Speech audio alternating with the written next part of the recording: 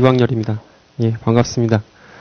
오늘 제가 소개해드릴 내용은 그 스펙트럼 분석 기술에 대해서 좀 소개를 드리려고 합니다.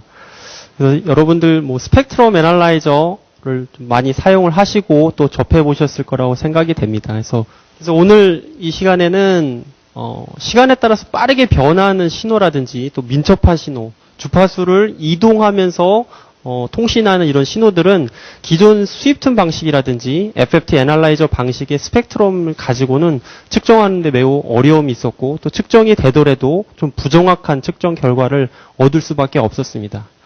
그거는 왜 그러냐면 그 스펙트럼이 갖고 있는 어떤 제한점이 있다라는 거죠. 그래서 오늘은 그렇게 시간에 따라서 빠르게 변화하는 신호라든지 펄스 신호라든지 주파수 도약 신호들을 어떻게 잘 측정할 수 있는 측정에 대한 방법 또 고려돼야 될 사항들에서 먼저 설명을 드릴 거고요. 그 다음에는 오늘 이제 핵심이 되는 리얼타임 스펙트럼 애널리시스에 대해서 좀 소개를 드리려고 합니다.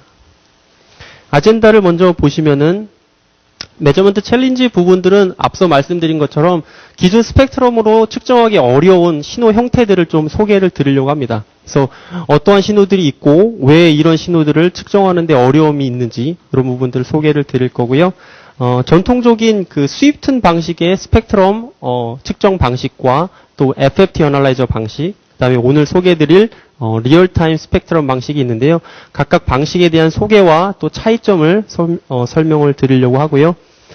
이어서는 저희 에즐런트에 나와 있는 그 리얼타임 PXA라는 장비가 있습니다. 그래서 이 장비에 대한 소개와 이 계측기를 이용을 해서 기존에 측정하기 어려웠던 신호들을 어떻게 쉽게 측정할 수 있는지들을 소개를 좀 드리려고 합니다. 그래서 마지막으로는 PXA가 갖고 있는 여러 밸류들을 좀 정리해서 보여드리려고 하고요. 마지막 부분은 두 가지 어떤 측정 사례를 좀 같이 나누려고 합니다. 그래서 ISM 밴드랑 레이더 신호를 리얼타임 스펙트럼 애널라이저를 이용을 했을 때 어떤 측정 결과를 얻을 수 있는지를 실제 이제 사례를 통해 가지고 설명을 좀 드리려고 합니다. 메저먼트 챌린지는 저희가 한 세 가지 정도로 좀 구별을 해서 좀 소개를 드리려고 합니다. 여러 가지 이제 신호들이 존재하게 될 텐데요. 뭐 예를 들어서 레이더에서 주로 사용하는 펄스 신호 같은 경우에는 신호가 있다 없다 계속 반복을 하게 되죠. 그래서 신호가 있는 유지가 되는 그 시간 동안에는 스펙트럼에서 정확한 신호가 나오지만은 없는 구간에 대해서는 신호가 제대로 디스플레이가 안 되고 또 빠르게 변화하는 부분들에 대해서 민첩하게 대응을 하지 못하고 있습니다.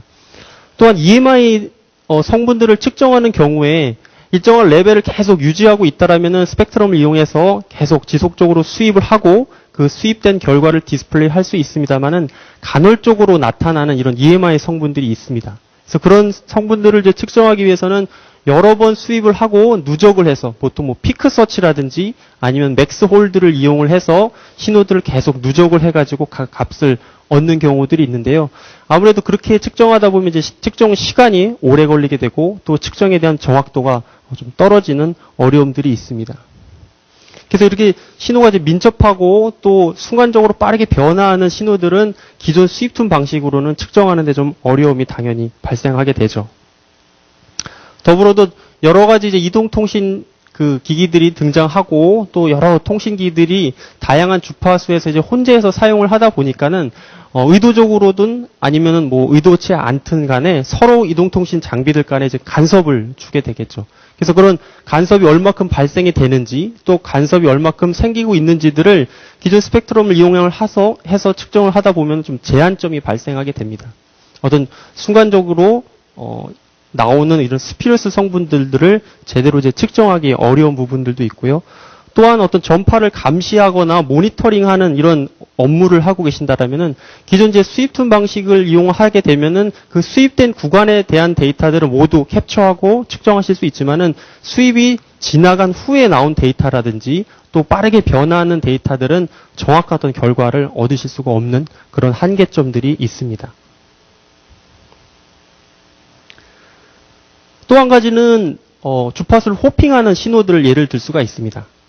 그래서 이렇게 주파수를 도약하다 보면은 제 시간 안에 정확한 주파수를 얘가 계속 옮겨 다니면서 측정을 하고 옮겨 다니면서 통신을 하고 있는지 이런 부분들을 측정하기 매우 어렵죠. 그리고 주파수 도약을 하다가 생기는 어떤 순간적으로 발생하는 스피러스 성분들도 발생하게 되는데요. 그런 부분들을 이제 측정하기가 매우 까다롭죠. 지금 보시는 이 그림은 코그니티브 라디오라고 해가지고요. 인지 무선 통신이라고도 부릅니다. 보시게 되면은 스펙트럼을 쭉 센싱을 하고요. 그래서 그 센싱된 구간 중에서 실제 사용하지 않는 구간을 이렇게 쭉 리스트화한 다음에 저 비어있는 데를 이용을 해가지고 통신을 하는 겁니다. 그래서 물론 기존의 이 스펙트럼을 이용을 해서 통신하는 원래 사용자한테 피해를 이제 주지 않는 범위 내에서 계속 통신을 이어나가야 되기 때문에 하얀색 스펙트럼을 이용을 해서 통신을 하다가 원래 사용자가 나타나게 되면은 빠르게 이런 주파수 센싱을 하고 이걸 이제 회피해야겠죠. 그래서 다른 대역으로 이동을 해서 계속 통신을 유지하는 이런 이제 코그니티브 라디오 인지 무선 통신을 앞으로 이제 나올 어떤 기술인데요. 이런 통신 방식 같은 경우에는 주파수가 매우 빠르게 다양한 형태로 이제 도약을 하기 때문에 저런 신호들을 정확하게 관측하고 또 레벨이라든지 주파수에 대한 성분들을 측정하기란 기존 스펙트럼으로는 매우 큰 어려움이 있고 또 한계가 있게 됩니다. 그래서 앞서 말씀드렸던 주파수 도약하는 신호라든지 펄스 신호라든지 주기적으로 매우 길면서 어떤 순간적으로 나타나는 신호들을 여러분들께서 기존 스윕튠 방식을 이용해서 측정하셨다라면은 저 정도 정보를 얻으실 수가 있을 거라고 생각이 됩니다. 그래서 일반적으로 나오는 트레이스 결과를 맥스 홀드해서 얻게 되면은 어떤 다양한 형태의 엔벨럽 정보를 얻으실 수가 있습니다만은 오늘 소개해드릴 리얼타임 스펙트럼 애널라이저를 이용하시게 되면은 이런 결과를 얻으실 수가 있습니다. 그래서 제가 동영상을 좀 준비를 했는데요. 같이 한번 보시죠.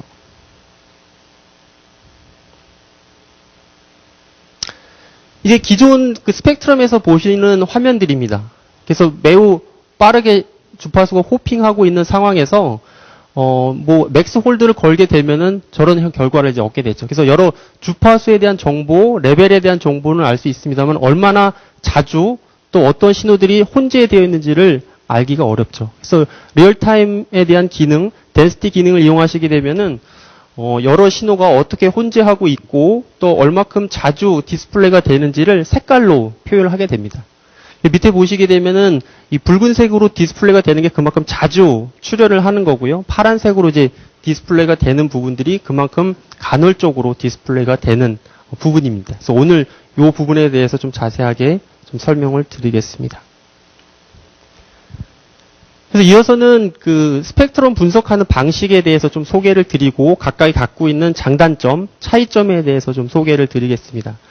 전통적인 스펙트럼 방식은 이제 스윕튠 방식을 이용을 하고 있습니다. 그래서 이 에러를 계속 수입을 하고 그 수입된 결과를 화면에 디스플레이하는 이런 방식들을 가지고 있죠. 그래서 이 에러가 수입하는 그 시간에 존재하는 주파수 정보만 화면에 이제 디스플레이를 할 수가 있는 한계가 있습니다. 그래서 어떤 고정된 일정한 시간에 레벨을 계속 유지한다라고 하게 되면은 넓은 대역의 신호를 잘 측정하고 디스플레이할 수 있는 장점이 갖고 있습니다. 그래서 여기 보시는 것처럼 에러가 존재하지 않는 구간에 대해서 나오는 신호들은 실제 측정된 결과에 다 디스플레이가 안 되는 그런 한계를 갖고 있습니다.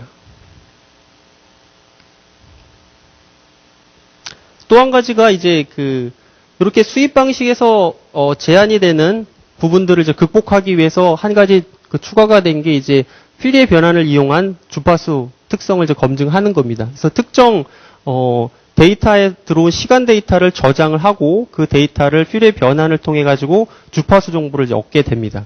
그래서 요거는 기존 스윕튠 방식보다는 더 많은 데이터를 얻을 수는 있습니다. 그래서 어떤 그 시간에 대한 빠르게 변하는 정보라든지 프리퀀시 호핑 신호에 대해서 좀 더 잘 측정을 하실 수 있습니다만은 보시는 것처럼 여기 오른쪽이 이제 주파수입니다. 그래서 특정 내가 관심 있는 주파수의 어널리시스 밴드위스 안에 있는 신호들을 다 측정할 수 있습니다만은 레코딩을 하고 또 FFT 하는 처리를 계속 반복적으로 하다 보니까는 저장된 데이터를 처리하는 시간에 또 다른 계속 시간에 따라서 연속적으로 시그널가 나오게 된다라면은 FFT 하고 데이터를 처리하는 동안에 나오는 신호는 잃어버리게 되는 이런 결과가 얻게 됩니다. 그래서 어떤 저장된 데이터에 대한 결과는 계속 볼 수 있습니다만은 그 중간에 이런 식으로 데이터를 잃어버리는 결과를 얻게 됩니다. 그래서 일반적으로 기존 스위튼 방식과 이 FFT 애널라이저 방식을 주로 많이 사용을 해왔었습니다. 오늘 설명을 드릴 그 리얼타임 애널리시스 방식은 이 데이터를 캡처하고 또 FFT 처리하는 부분들을 동시에 할 수 있는 그런 기능을 말합니다. 그래서 아까 보셨듯이 캡처를 하고 캡처된 데이터 처리하는 부분들을 패러럴로 처리를 하기 때문에 데이터를 레코딩하는 부분, 그 다음에 이 레코딩된 데이터를 처리해가지고 디스플레이하고 또 측정하는 부분들을 패러럴로 동시에 측정을 할 수가 있는 장점을 가지고 있습니다. 실제 이 리얼타임이라는 말은 뭐 다양한 분야에서 또 다양한 그 종사자들 통해서 사용이 되어지고 있습니다. 그래서 뭐 그 리얼타임이라고 뭐 보통 얘기를 하게 되면은 어떤 데이터의 발생과 또 처리를 동시에 하는 작업 뭐 이렇게라도 표현이 되고요. 리얼타임 어널리시스라고 하게 되면은 일단 어떤 그 샘플된 데이터 그 데이터를 동시에 내가 원하는 형태로 가공을 하고 또 표현하는 이런 작업들을 동시에 할 수 있다라고 생각을 하시면 되겠습니다. 그래서 여기 보시는 것처럼 모든 샘플된 데이터 아까 그 FFT 애널라이저도 내가 들어온 그 RF 신호를 다운 컨버터에서 IF로 변환을 하고요. 그 IF 된 데이터를 ADC 해가지고 다 디지타이저 처리를 하게 됩니다. 그래서 PXE 같은 경우는 이제 400메가 샘플링 레이스를 통해 가지고 샘플을 다 취득을 하고 그 모든 샘플된 데이터를 잃어버리지 않고 다 데이터 처리를 해서 측정 결과물로 보여줄 수 있다라는 그런 의미의 리얼타임 스펙트럼 어널리시스입니다. 그래서 리얼타임 그 밴디스는 저런 리얼타임 기능을 제공하면서 볼 수 있는 최대 밴디스를 말하고요. 그래서 저런 리얼타임 기능을 계속 유지하면서 넓은 밴디스를 또 제공하는 게 또 중요하겠죠. 그 리얼타임에 대한 동작을 좀 살펴보겠습니다. 그래서 요 위에 있는 그림들을 좀 보시면은 기존의 FFT 애널라이저를 사용했을 때 방식이 이제 이런 형태입니다. 그래서 이 T라는 거는 FFT를 하기 위해서 저장하기 위한 레코딩 타임 블럭을 말하고요. 밑에 있는 KLC라고 되어 있는 것들은 저장된 데이터를 처리하고 가공하고 디스플레이 하는데 걸리는 총 시간이라고 보시면 됩니다. 그래서 데이터를 프로세싱하는 부분이라고 보시면 됩니다. 그래서 보시면은 그 데이터를 레코딩하고 그 다음에 이 저장된 데이터를 요 데이터 처리하는 구간에 이렇게 갭이 발생하게 되죠. 그래서 요 갭이 발생한 데이터는 이제 잃어버리게 되는 거죠. 그래서 이런 방식을 기존의 FFT 애널라이저를 이용해서 사용을 했었습니다만은 리얼타임을 오게 되면서 보시는 것처럼 T가 연속적으로 나오게 되고 요 내가 그 샘플링 돼서 들어온 데이터보다 더 빠르게 FFT를 처리를 하고 데이터를 표현하는 그런 과정들을 더 이 데이터를 레코딩 타임보다 더 짧게 가져감으로 인해서 동시에 이런 작업들을 처리할 수가 있습니다. 지금 여기 보시면은 이 윗부분도 그렇고 아랫부분도 그렇고 실제 레코딩된 시간보다 데이터를 처리하고 프로세싱하는 타임이 더 짧다라는 것을 아실 수가 있습니다. 하지만 이제 이렇게 신호 처리를 해도 중간에 이제 데이터를 잃어버리거나 또 데이터가 왜곡이 되는 현상들이 발생하게 됩니다. 그러니까 왜 그러냐면은 FFT를 하기 위해서 이제 그 앞서 그 RF 신호가 쭉 들어오게 되면은 다운 컨버터를 하고 그 다운 컨버터된 데이터의 IF를 이제 ADC 처리해가지고 데이터를 쭉 얻어오게 되는데요. 그 데이터를 FFT 하기 전에 이제 윈도잉이라는 것을 하게 됩니다.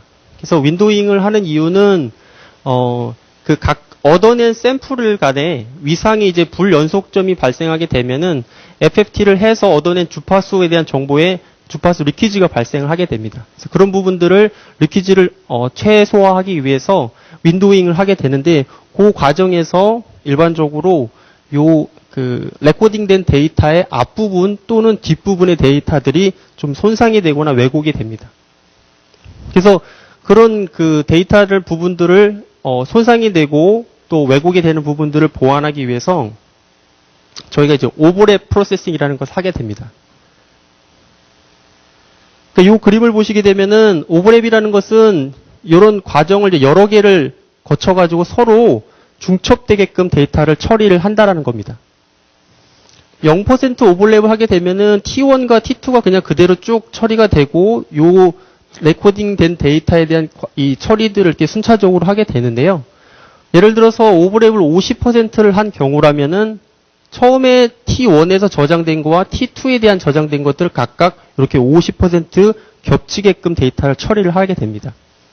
물론 저 데이터를 더 퍼센트를 많이 하면 많이 할수록 더 정밀하고 더 정확한 데이터를 얻을 수 있습니다만은 그만큼 데이터 처리 속도가 느려지게 됩니다. 그래서 이렇게 오버랩을 통해 가지고 윈도우잉 과정에서 발생되는 부분들을 보완할 수가 있기 때문에 이따 뒤에 다시 설명을 드리겠습니다만 POI라고 해서 그 신호를 탐지할 수 있는 확률과 측정에 대한 어크러시를 높일 수가 있습니다. 그래서 보시는 것처럼 0%에서부터 뭐 99.9%까지 데이터를 계속 누적해가지고 서로 겹쳐가지고 데이터를 처리할 수 있게끔 내부에 구성이 되어 있습니다.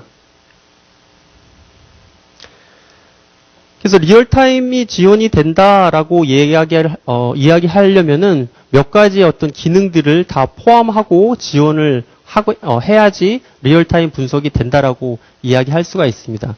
그리고 이제 대표적인 특성들을 몇 가지 소개를 드리게 되면은 겟프리라고 되어서 모든 샘플된 데이터를 동시에 처리하고 또 끊김이 없이 데이터를 처리를 해야 된다는 겁니다.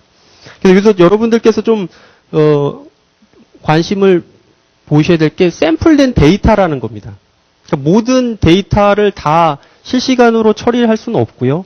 샘플링을 하고 샘플된 모든 데이터에 대해서 신호 처리를 해서 디스플레이를 할 수 있어야 된다는 것입니다.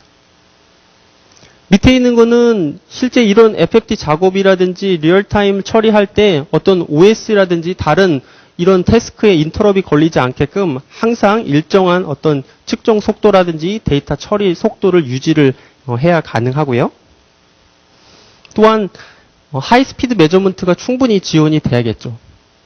초당 약 한 30만 개의 FFT 처리를 하기 때문에 그런 부분들을 충분히 처리할 수 있게끔 데이터 하이스피드의 매저먼트를 지원을 해야 되고요. 또한 측정된 결과를 화면에 디스플레이를 하기 위해서는 마찬가지로 빠른 어떤 디스플레이 변환과 디스플레이 처리를 같이 지원을 해야지 가능하게 됩니다. 그렇다면 이제 여러분들께서 그 업무를 하시다가 보시면은 이제 내가 이런 신호들을 관측하고 측정을 해야 되는데 과연 어떠한 장비를, 어떠한 툴을 선택을 해야 되는지를 좀 고민을 해보셔야 될 것 같습니다.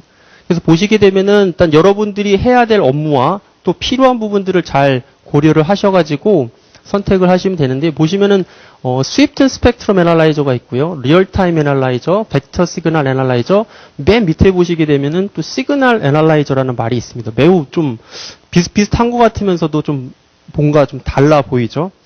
그래서 스위프트 그 스펙트럼 애널라이저는 전통적인 그 수입 방식의 스펙트럼이고요. 보통 저희가 스펙트럼 애널라이저로 하게 되면은 주파수상에 존재하는 어떤 신호의 주파수 성분, 또 크기, 또 어떤 RF에 대한 특성들을 주로 관측하는 장비라고 저희가 이야기를 합니다. 그리고 밑에 있는 그 벡터 시그널 애널라이저는 스펙트럼 외에도 신호를 이제 벡터적으로 분석할 수 있는 기능이 탑재가 된 스펙트럼을 저희가 벡터 시그널 애널라이저라고 하게 됩니다. 그래서 보통 이제 저희 VSA 소프트라고 해서 벡터 시그널 어널리시스 소프트웨어를 이제 탑재해서 들어온 모든 신호를 디지타이저 해서 그 VSA 소프트웨어로 분석을 할 수가 있는 장비를 저희가 이제 벡터 시그널 애널라이저라고 하고요. 요 두 가지 기능, 스펙트럼 애널라이저와 벡터 시그널 애널라이저 기능을 합쳐놓은 것을 저희가 시그널 애널라이저라고 합니다. 여기 밑에 보시는, 예. 그래서 아까 데모 부스를 여러분들께서 좀 주의 깊게 보신 분들은 그 스펙트럼 애널라이저 같이 생겼는데 거기 위에 보시게 되면은 뭐 N9030A 시그널 애널라이저, 뭐 N9030 20A 뭐 시그널 애널라이저 이렇게 써 있습니다. 또한 오늘 소개해드릴 요 내용이 이제 리얼타임 애널라이저 같은 경우에는 보시는 것처럼 이제 끊김없이 모든 데이터를 이제 처리하고 디스플레이 할 수가 있기 때문에 수입둔 방식과 FFT 애널라이저가 처리할 수 없는 매우 빠르게 변화하는 신호들이라든지 아니면 주기적으로 뭐 자주 등장하는 신호라든지 이런 이제 측정이 어려운 신호들을 여러분들께서 만약에 하셔야 된다라고 하시면은 이런 리얼타임 스펙트럼 애널라이저를 추천합니다. 그래서 여기 세 가지 기능들은 저희 에즐런트에서 나와 있는 이 시그널 애널라이저를 이용하시게 되면 모두 다 커버하실 수가 있습니다. 그래서 저희 에즐런트에서 나오고 있는 그 시그널 애널라이저의 포트폴리오입니다. 그래서 아래는 이제 가로축은 가격이고요.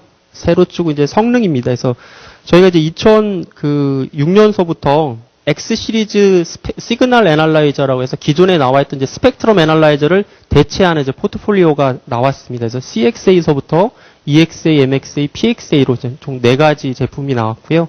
가운데 이제 X 시리즈는 저희가 이제 넥스트 제너레이션이라고 해서 차세대 플랫폼의 스펙트럼 애널라이저라는 의미로 붙여놨습니다. 그래서 이때서부터 저희는 이제 스펙트럼 애널라이저라는 말을 쓰지 않고요. 시그널 애널라이저라는 말을 사용을 하고 있습니다.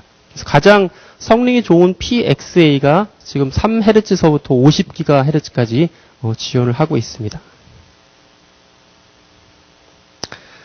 이 장비는 2009년도에 나왔고요. 신호를 분석할 수 있는 어널리시스 밴드위스가 160메가 밴드위스입니다. 그래서 업계에 나와 있는 스펙트럼 중에서 가장 성능이 좋은 장비라고 생각이 되고요.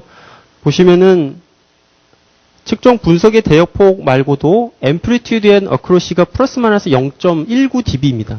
그러니까 저 정도의 측정 정확도는 거의 그 파워미터에서 제공해주는 정도의 매우 정밀한 측정 정확도를 제공하고 있고요. DANL이라는 것은 이 장비가 디스플레이할 수 있는 최저 레벨을 의미합니다.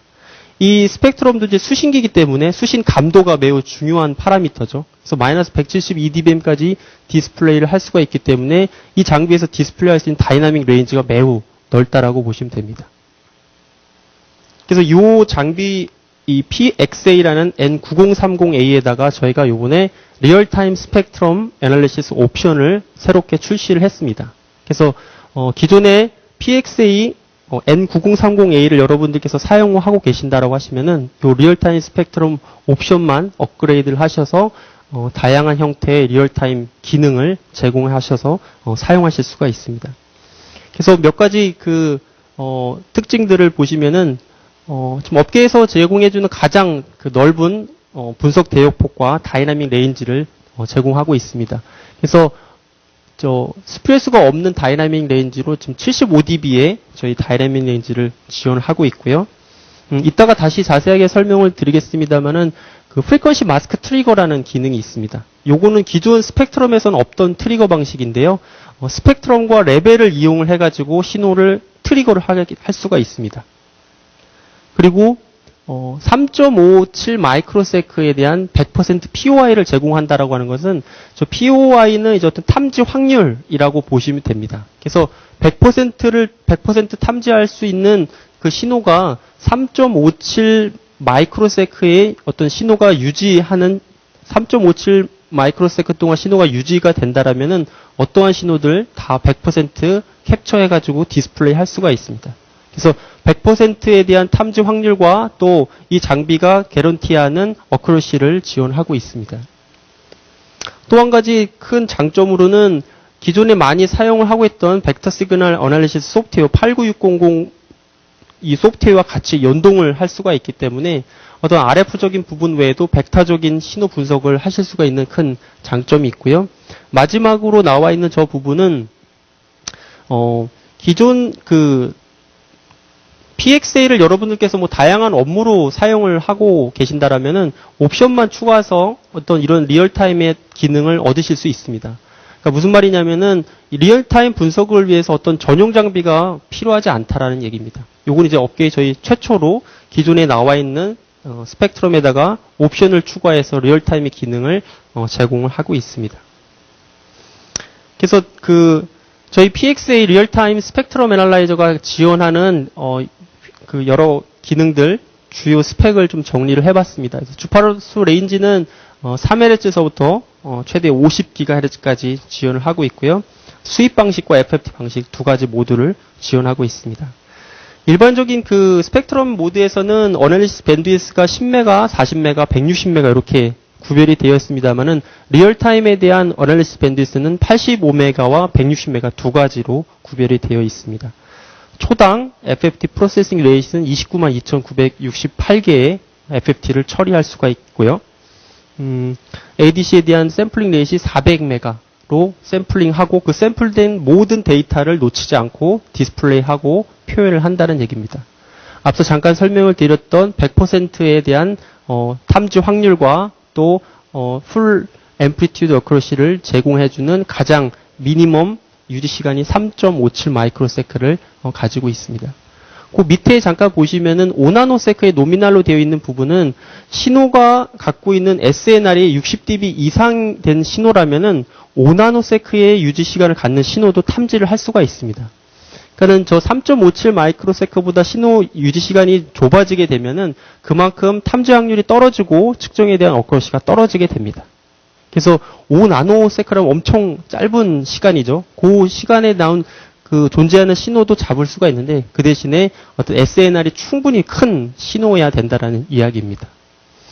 여러 가지 이제 윈도우 타입이 제공이 되고 있고요. 그래서 신호의 형태에 따라서 이게 뭐 펄스 신호인지 또 아니면 어떤 디지털 변조된 신호인지 여러 다양한 형태에 따라서 필터를 선택하실 수가 있도록 제공하고 있습니다. FFT 랭스는 32서부터 1024까지 총 6개의 랭스를 제공하고 있습니다. 그럼 저희 그 에이즐런트 PXA, 리얼타임 PX에서 제공하고 있는 여러 그 기능을 좀 소개를 좀 드리겠습니다. 먼저 이제 덴시티 디스플레이인데요. 보시면은 기존 그 수입툰 방식에서는 한번 수입된 결과를 보여주고 계속 이제 연속해서 수입된 결과를 이제 보여주다 보니까는 누적되어 있는 부분들을 이제 표현하기가 이제 거의 불가능하죠. 이 덴시티에 대한 부분은 색깔로 얼만큼 신호가 자주 디스플레이가 되는지를 표현을 합니다. 그래서 붉은색으로 갈수록 신호가 그만큼 자주 표현이 되고 자주 나타난다는 의미고요. 파란색으로 갈수록 신호가 그만큼 덜 간헐적으로 디스플레이가 되고 나타난다는 의미입니다. 또한 안에 이제 어큐뮬레이션을 이용을 해가지고 모든 데이터를 쭉 계속 누적해서 데이터를 보여줄 수가 있고요. 퍼시스턴스를 이용하게 되면은 신호가 어떻게 변화하고 있는지를 잔상을 이렇게 디스플레이할 수가 있습니다. 그래서 어떤 이 PLL이 락킹되는 경우라든지 프리퀀시 호핑이 되는 경우에는 주파수가 어떻게 변화하고 있는지 주파수가 좀 이런 식으로 좀 깨끗하게 스무스하게 변화가 돼야 되는데 막 이렇게 이상하게 왜곡이 된다든지 락킹이 안 돼가지고 나중에 늦게 막 락킹이 된다든지 이런 부분들을 이 퍼시스턴스 타임을 이용을 하셔가지고 측정하실 수가 있습니다. 그래서 데모를 통해서 좀 보여드리면은 2.4기가 ISM 밴드에서 나오는 신호들입니다. 그래서 주로 이제 와이어리스 랜이라든지 또 블루투스 신호들이 주로 나오게 됩니다. 보시면은 순간적으로 이렇게 신호가 확 사라졌다가 나타나는 신호들은 기존 수입툰 방식으로 이제 측정이 거의 불가능하고요. 이런 신호들이 이제 블루투스에서 사용하는 이제 호핑 신호들일 텐데 각각의 신호들이 어떻게 나오는지 또 신호 안에 또 이런 작은 신호들이 디스플레이가 가능합니다. 그래서 신호들을 정확하게 구별해낼 수가 있기 때문에 어떠한 신호들이 혼재되어 있고 또 얼마큼 자주 나오는지를 아까 말씀드린 것처럼 이렇게 이 색깔을 이용을 해가지고 디스플레이를 할 수가 있기 때문에 시간에 따라서 빠르게 변화하는 이런 신호들 또 간헐적으로 나오는 신호들을 매우 빠르고 쉽게 효과적으로 측정할 수가 있습니다.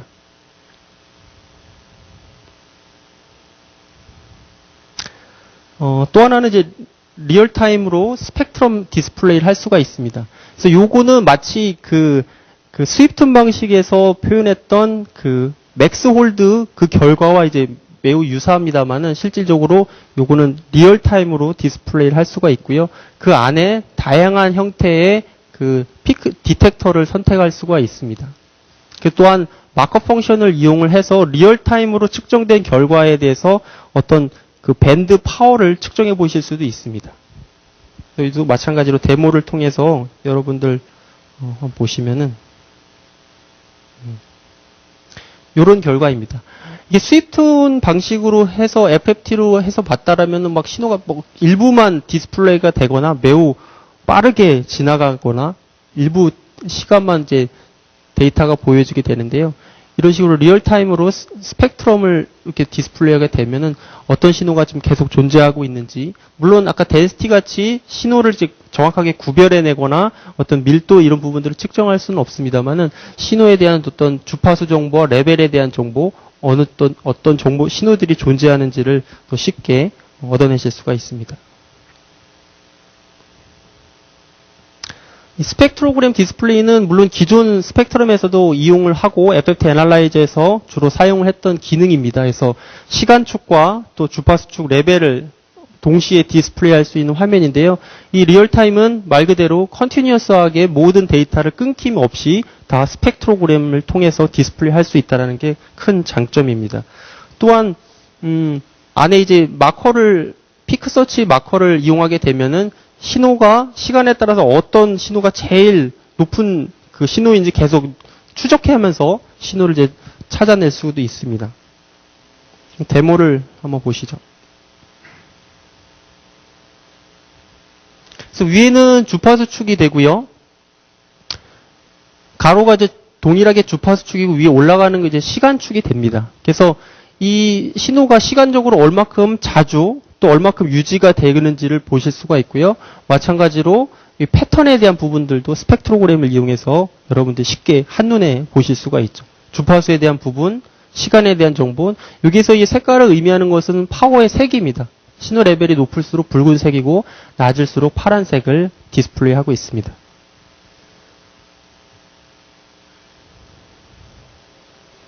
그래서 앞에 설명해드렸던 리얼타임 스펙트럼에서 제공해주는 여러 이제 디스플레이에 대한 부분들입니다. 그래서 덴시티와 스펙트럼, 스펙트로그램, 그다음에 파워 vs 타임입니다. 요거는 이따가 나중에 다시 한번 설명을 좀 드리겠습니다. 그래서 요 부분은 스펙트로그램과 그다음에 스펙트럼, 그다음에 시간에 대한 결과 세 가지를 동시에 같이 보여줄 수가 있습니다. 또 하나의 그 장점은 넓은 다이나믹 레인지를 제공하고 있다는 겁니다. 그래서 그 DANL이라고 잠깐 아까 말씀드렸는데 DANL이 충분히 낮기 때문에 보시면 이제 큰 레벨의 큰 신호와 작은 레벨의 신호를 이제 동시에 측정할 수가 있고요. 이 리얼타임 같은 경우에는 신호를 각각을 구별해서 디스플레이할 수가 있기 때문에 기존 방식 같은 경우에는 이렇게 작은 신호는 이런 큰 신호에 묻혀버리게 되죠. 디스플레이가 안 되죠. 묻혀서. 하지만 리얼타임을 이용하게 되면 이렇게 구별이 되고 또 넓은 다이나믹 레인지를 이용해서 큰 신호와 작은 신호를 같이 측정하실 수가 있습니다. 아까 리얼타임에서만 지원이 된다는 이 트리거가 이 FMT, Frequency Masker 트리거입니다. 그래서 여기 보시면은 그 마스크 할 수 있는 테이블이 나오게 됩니다. 그래서 주파수와 레벨을 이용을 해서 이렇게 어떤 구간을 지정을 하고 이 구간 안에 어떤 신호가 들어올 때 아니면 나갈 때 아니면 밖에 안에 이런 식으로 다양한 형태의 어떤 조건을 주고 신호를 이제 트리거를 걸실 수가 있습니다.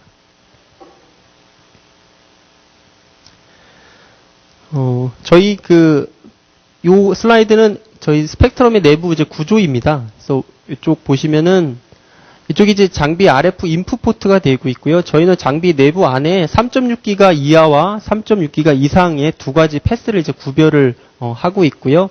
IF 된 신호를 이제 디지타이저 할 때는 PXA 같은 경우에는 10메가와 40메가, 160메가의 각각 하드웨어가 별도로 구성이 되어 있습니다. 그래서 이 리얼타임 스펙트럼은 160메가 하드웨어를 갖고 있는 요 ADC 하드웨어에서 지원이 되고요. FPGA에다가 이 리얼타임 분석할 수 있는 기능을 추가를 했습니다. 그렇기 때문에 어떤 별도의 장비가 없이도 기존에 여러분들이 PXA를 갖고 계신다라고 하시게 되면은 저 160메가 하드웨어 옵션과 그다음에 리얼타임 스펙트럼 옵션만을 이용을 하셔서 이런 다양한 기능들을 얻으실 수가 있습니다. 뭐 간단한 이제 블록 다이어그램입니다. 400메가 샘플과 14비트의 ADC 된 이 데이터들을 데시메이션 해서 타임 도메인 쪽 프로세스를 통해서 타임축 데이터로 저장을 하는 경우가 있고요. 또 메모리에 저장을 하고 저장된 데이터를 FFT 처리해서 다양한 형태로 디스플레이해서 최종적으로 이렇게 표현하는 형태를 가지고 있습니다. 또 한 가지 장점은 VSA 소프트웨어와 같이 연동이 된다라고 이제 말씀을 드렸습니다. 그래서 그 부분에 대해서 좀 소개를 드리면은 기존의 리얼타임 스펙트럼이 갖고 있는 구성들입니다. 그래서 요 엔진을 통해 가지고 다양한 형태의 디스플레이를 제공하고요.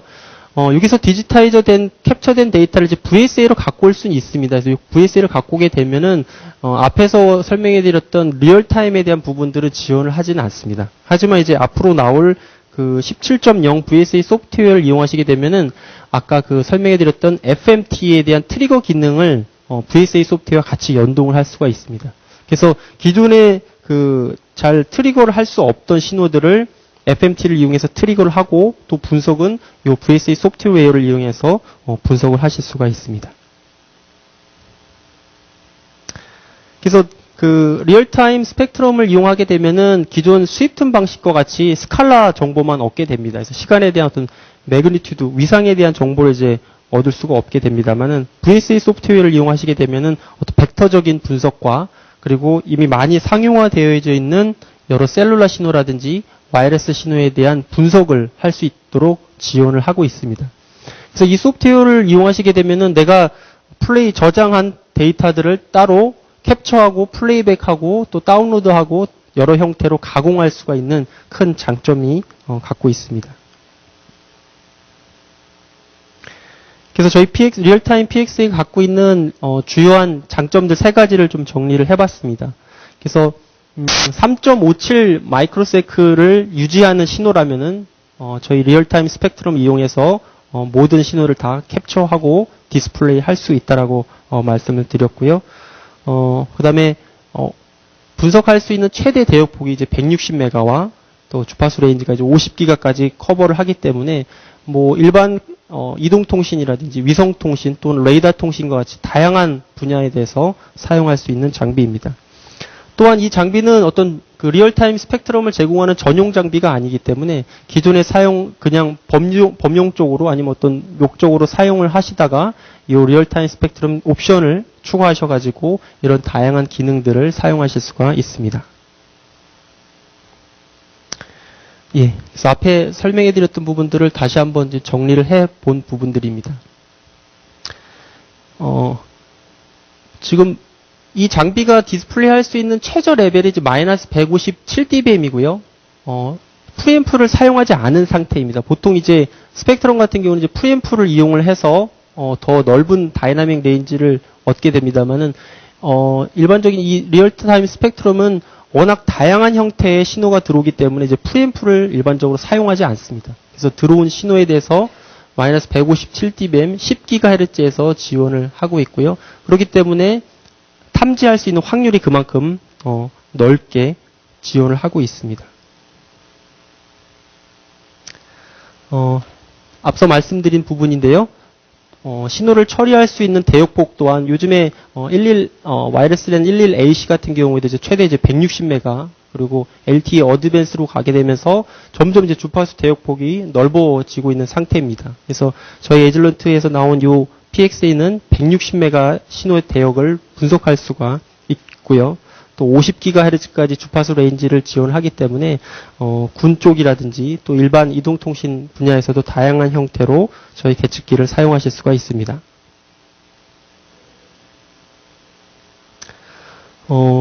요즘에는 다양한 기능을 갖고 있던 전용 장비들이 점점 이제 하나의 장비로 이제 통합이 되는 추세입니다. 그래서 기존의 어떤 페이즈 노이즈를 측정하는 전용 장비, 또 노이즈 피겨를 측정하는 전용 장비, 여러 가지 이제 전용 장비들이 있었습니다만은 그런 장비들이 이제 시그널 애널라이저 안으로 다 이제 통합이 되어 있습니다. 그래서 여기 기존에 있던 이런 어떤 고유한 장비들이 이 시그널 애널라이저로 탑재가 되기 때문에 마찬가지로 리얼타임 분석할 수 있는 그 기능도 같이 포함이 되어 있습니다. 그래서 어떤 추가적으로 리얼타임 분석을 위한 전용 장비를 살 필요가 없이 기존에 있던 PXA를 이제 업그레이드 하셔서 사용하실 수가 있는 큰 메리트가 있습니다.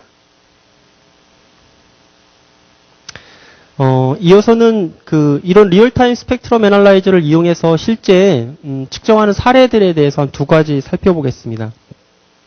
아까 이제 ISM 밴드에 대한 부분들을 데모 비디오를 잠깐 보셨는데 그 부분을 좀 더 설명을 좀 드리겠습니다. 그래서 2.4기가 대역이 한 100메가 대역에 걸쳐 있는 이 대역에는 뭐 다양한 형태의 신호들이 많이 존재하게 됩니다. 그래서 와이어리스 랜이라든지 블루투스, 아니면 뭐 가정에서 사용하고 있는 무선 전화기, 뭐 전자레인지까지 뭐 다양한 형태가 신호들이 이제 혼재하고 있기 때문에 이런 신호들을 이제 측정하기란 일반 스위프트 방식의 스펙트럼으로 매우 이제 어려운 부분이죠.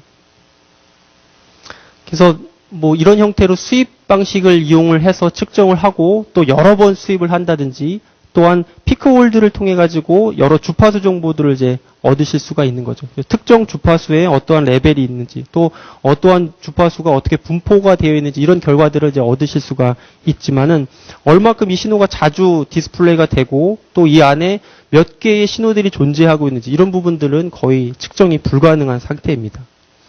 그래서 이런 경우에 리얼타임 스펙트럼의 덴시티 디스플레이라든지 히스토그램 디스플레이를 이용하시게 되면은 아까 그 비디오를 통해서 보신 것처럼 신호 안에 신호가 디스플레이된 이런 효과들을 얻음으로 인해서 실제 어떠한 신호들이 몇 개가 존재하고 있는지 또 얼마큼 자주 반복적으로 나오고 또 간헐적으로 나오는지 이런 부분들을 디스플레이에서 측정해 보실 수가 있습니다.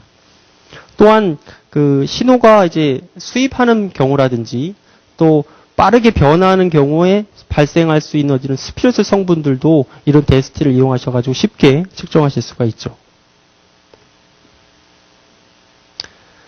또 하나가 이제 스펙트로그램 디스플레이라고 말씀을 드렸습니다. 그래서 그 스펙트로그램을 이용하시게 되면 어떤 측정된 결과의 패턴을 잘 알 수가 있어요.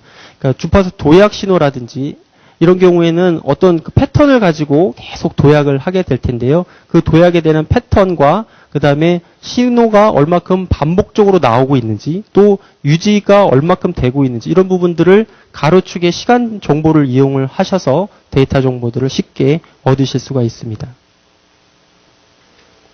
또 하나 케이스는 이제 S밴드에서 사용하고 있는 이제 레이더입니다. 그래서 요 예제 같은 경우에는 신호의 유지 시간이 약 한 6 마이크로세크고 신호의 주기가 이제 600 마이크로세크입니다. 그래서 7개의 펄스로 되어 있는데 각 펄스는 10메가 스페이싱을 갖고 7개의 이제 톤이 나와서 그 신호를 가지고 이렇게 쭉 스캔을 하면서 어떤 정보들을 획득하는 이런 신호인데요. 이런 것들을 이제 기존 스펙트럼으로 측정하시면은 거의 뭐 제대로 어떤 원하는 결과를 얻으실 수가 없죠. 이 안에 지금 신호가 몇 개인지 또 신호가 갖고 있는 레벨이 얼마인지 주파수 간격이 얼마인지 이런 것들을 일반적인 그 스위프트 방식으로 이제 얻기가 어렵죠. 물론 이제 저 피크 홀드를 통해 가지고 대략적인 어떤 주파수 분포 이런 정도는 아실 수가 있습니다만은 그래서 리얼타임 스펙트럼을 이용하면 실제 이런 결과의 신호가 나온다는 겁니다. 그래서 보시면은 각각의 이제 톤이 7개다 보니까는 톤에서 발생되는 이런 스피루스까지도 다 보실 수가 있습니다. 그렇죠? 그래서 말씀드린 것처럼 이 색깔로 이 신호가 좀 얼마큼 좀 자주 반복적으로 나오고 있는지 이런 부분들도 쉽게 측정하실 수가 있습니다. 또한 그 아까 FMT라는 그 트리거 기능을 이용을 하게 되면은 저런 특하고 또 측정하기 어려운 신호들을 이렇게 트리거 마스크를 걸어놓고 이 마스크 안에 신호가 들어오거나 또 나갈 때 이런 형태를 이용해가지고 트리거를 잡는 그런 좀 동영상입니다. 그래서 이 밑에 부분을 통해서 여기 잠깐 설명을 드리면은 지금 요 왼쪽에 있는 부분들은 주파수와 그 주파수에 대한 앰플리튜드를 가지고 이렇게 각각의 마스크를 그려놓은 겁니다. 그래서 내가 요 마스크를 통해 가지고 요 크레이테일에서 이 마스크로 신호가 들어오거나 나가거나 아니면 나갔다 들어오거나 뭐 들어왔다 나가거나 이런 형태로 세팅을 하게 되면은 그 조건에 걸리는 그 조건을 만족하는 신호를 내가 트리거로 딱 잡겠다는 그런 의미입니다. 그래서 지금은 이제 엔터로 되어 있고요. 이 범위 안에 웨이팅 트리거를 기다리고 있다가 그 트리거 조건에 맞는 신호가 나오게 되면 딱 이렇게 디스플레이가 되는 기능입니다. 그래서 아까 600 마이크로마다 주기적으로 나오고 6 마이크로 동안 잠깐 유지가 됐다가 사라지는 신호이기 때문에 일반 스펙트럼으로 측정하기 거의 불가능합니다. 그래서 이런 리얼타임의 FMT 기능을 이용을 하셔가지고 이런 신호들도 측정이 가능합니다. 예. 앞에 방금 데모에서 보여드렸듯이 저렇게 마스크를 그려놓고 또 트리거를 걸어놓은 다음에 저 신호의 조건에, 트리거 조건에 맞는 신호가 나타나게 됐을 때 신호를, 트리거를 딱 잡는 이런 그림입니다. 또 한 가지는 리얼타임 스펙트로그램을 통해서 긴 시간에 대한 거를 퍼시스턴트를 이용하게 되면은 아까 이 7개의 톤이 리얼타임을 이용해서 순간적으로 올라왔다 사라지게 되는데요. 이게 어떤 패턴이 있다라는 겁니다. 그냥 계속 주기적으로 600 마이크로에 6 마이크로만 나오는 것이 아니고 이런 식으로 보시면 어떤 경우에는 파워가 세고 어떤 경우에는 파워가 좀 적은 또 시간적으로 좀 빨리 나오는 경우가 있다라는 것입니다. 그래서 계속 그냥 일반 스펙트럼을 가지고 보는 정보와 이 스펙트로그램을 이용을 하게 되면은 각각 스펙트럼이 갖고 있는 패턴, 그 다음에 파워에 대한 정보들도 같이 얻을 수가 있다라는 것입니다. 그래서 여러분들께서 하시는 업무 가운데 이런 뭐 펄스 레이더 신호라든지 프리퀀시 호핑하는 신호라든지 또 매우 빠르게 변화하는 신호들을 관측하고 측정을 하신다라고 하시면은 이 리얼타임 스펙트럼을 이용해서 한번 측정하시기를 권합니다. 에즐런트 그 웨이브 가이드에 대해서 간단하게 살펴보고 그 다음에 그런 그 최근에 그 웨이브 가이드 규격에 어떤 변화가 있고 다루는데 어떤 부분을 좀 주의해야 되는지 그런 부분에 대해서 간단하게 살펴보고요.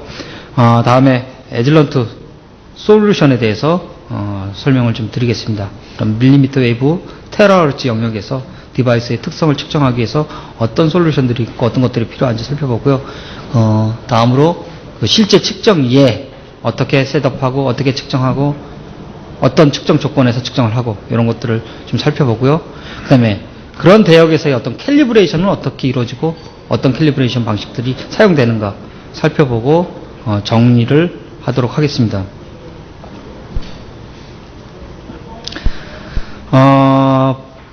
그림에서 보이시는 게 그 웨이브 가이드죠. 구형 도파관이죠. 그래서 이제 웨이브 가이드는 전송 선로, 전자기파 에너지를 전송하는 전송 선로의 한 가지죠. 그래서 여기 보시면은 여기가 이제 어파처고요. 요걸 이제 프렌즈라고 얘기를 하죠. 웨이브 가이드 인터페이스 면을. 그리고 여기가 이제 보통 가로가 2, 세로가 1로 이제 일반적으로 돼 있는 거고요. 메탈로 돼 있죠. 여기서 이제 에너지가 전송을 하게 되는데 이 전자기가 에너지가 이런 어떤 제한된 공간에서 전선을 하기 때문에 방사에 의한 뭐 에너지 손실이라든가 내지는 이 벽면에서 이제 로스가 생기는데 그것도 굉장히 좀 작습니다. 그래서 상대적으로 로스가 작고 아주 높은 주파수 테라헤르츠 영역까지 전송이 가능하고 그런 것들이 장점이고 단점은 뭐 메탈로 만들어졌으니까 플렉서블하지 않죠. 또 이제 무겁고 가공이 어렵고 가격도 좀 비싸고 또 가장 큰 단점은 주파수 제한이 있다는 거죠. 컷오프 주파수가 있죠. 요 사이즈에 따라서 컷오프 주파수가 결정이 되고 그 주파수 이상에서만 쓸 수가 있죠.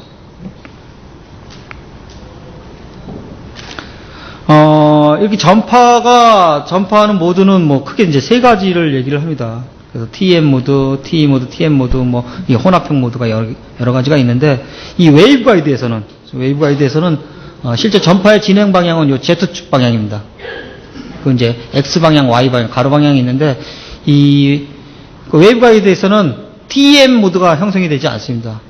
즉, 자유공간 내에서는 전개하고 자개가 직각이고, 그 직각 방향으로 해서 이렇게 이제 전파가 교차로 이렇게 하면서 전개 자체가 유도되면서 이제 에너지가 이렇게 전달되는 걸로 얘기를 하는데, 이런 웨이브 가이드 내에서는 이 벽면 반사파에 의해서, 이 방향으로는 이제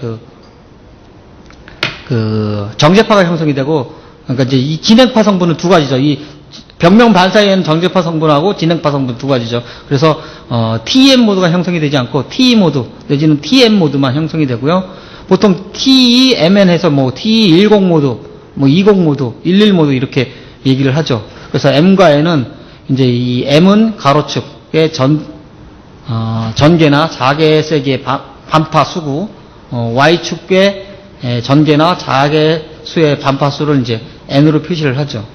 그래서 보통 이제 TE 10 모드 같은 경우는 이제 기본 모드라고 얘기를 하죠. 그래서 이제 이 사이즈에 의해서 A하고 B의 사이즈에 의해서 컷오프 주파수가 결정이 되고, 이 가장 낮은 컷오프 주파수를 결정하는 모드를 이제 메인 모드, 주 모드라고 얘기를 하죠. 그래서 컷오프 주파수 이하에서는 굉장히 로스가 커져서 전송이 이루어지지 않고요.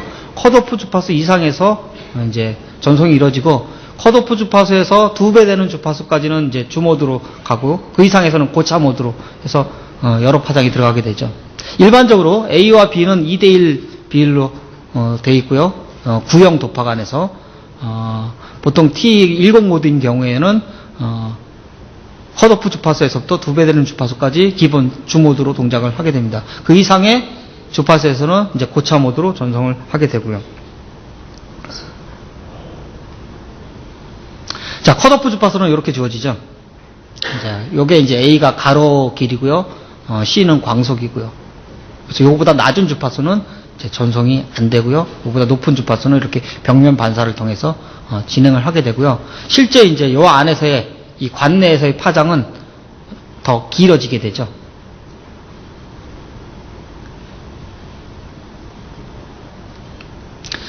자, 도파간 내부에서의 임피던스입니다. 보통 자유공간에서의 임피던스는 2파이 정도죠.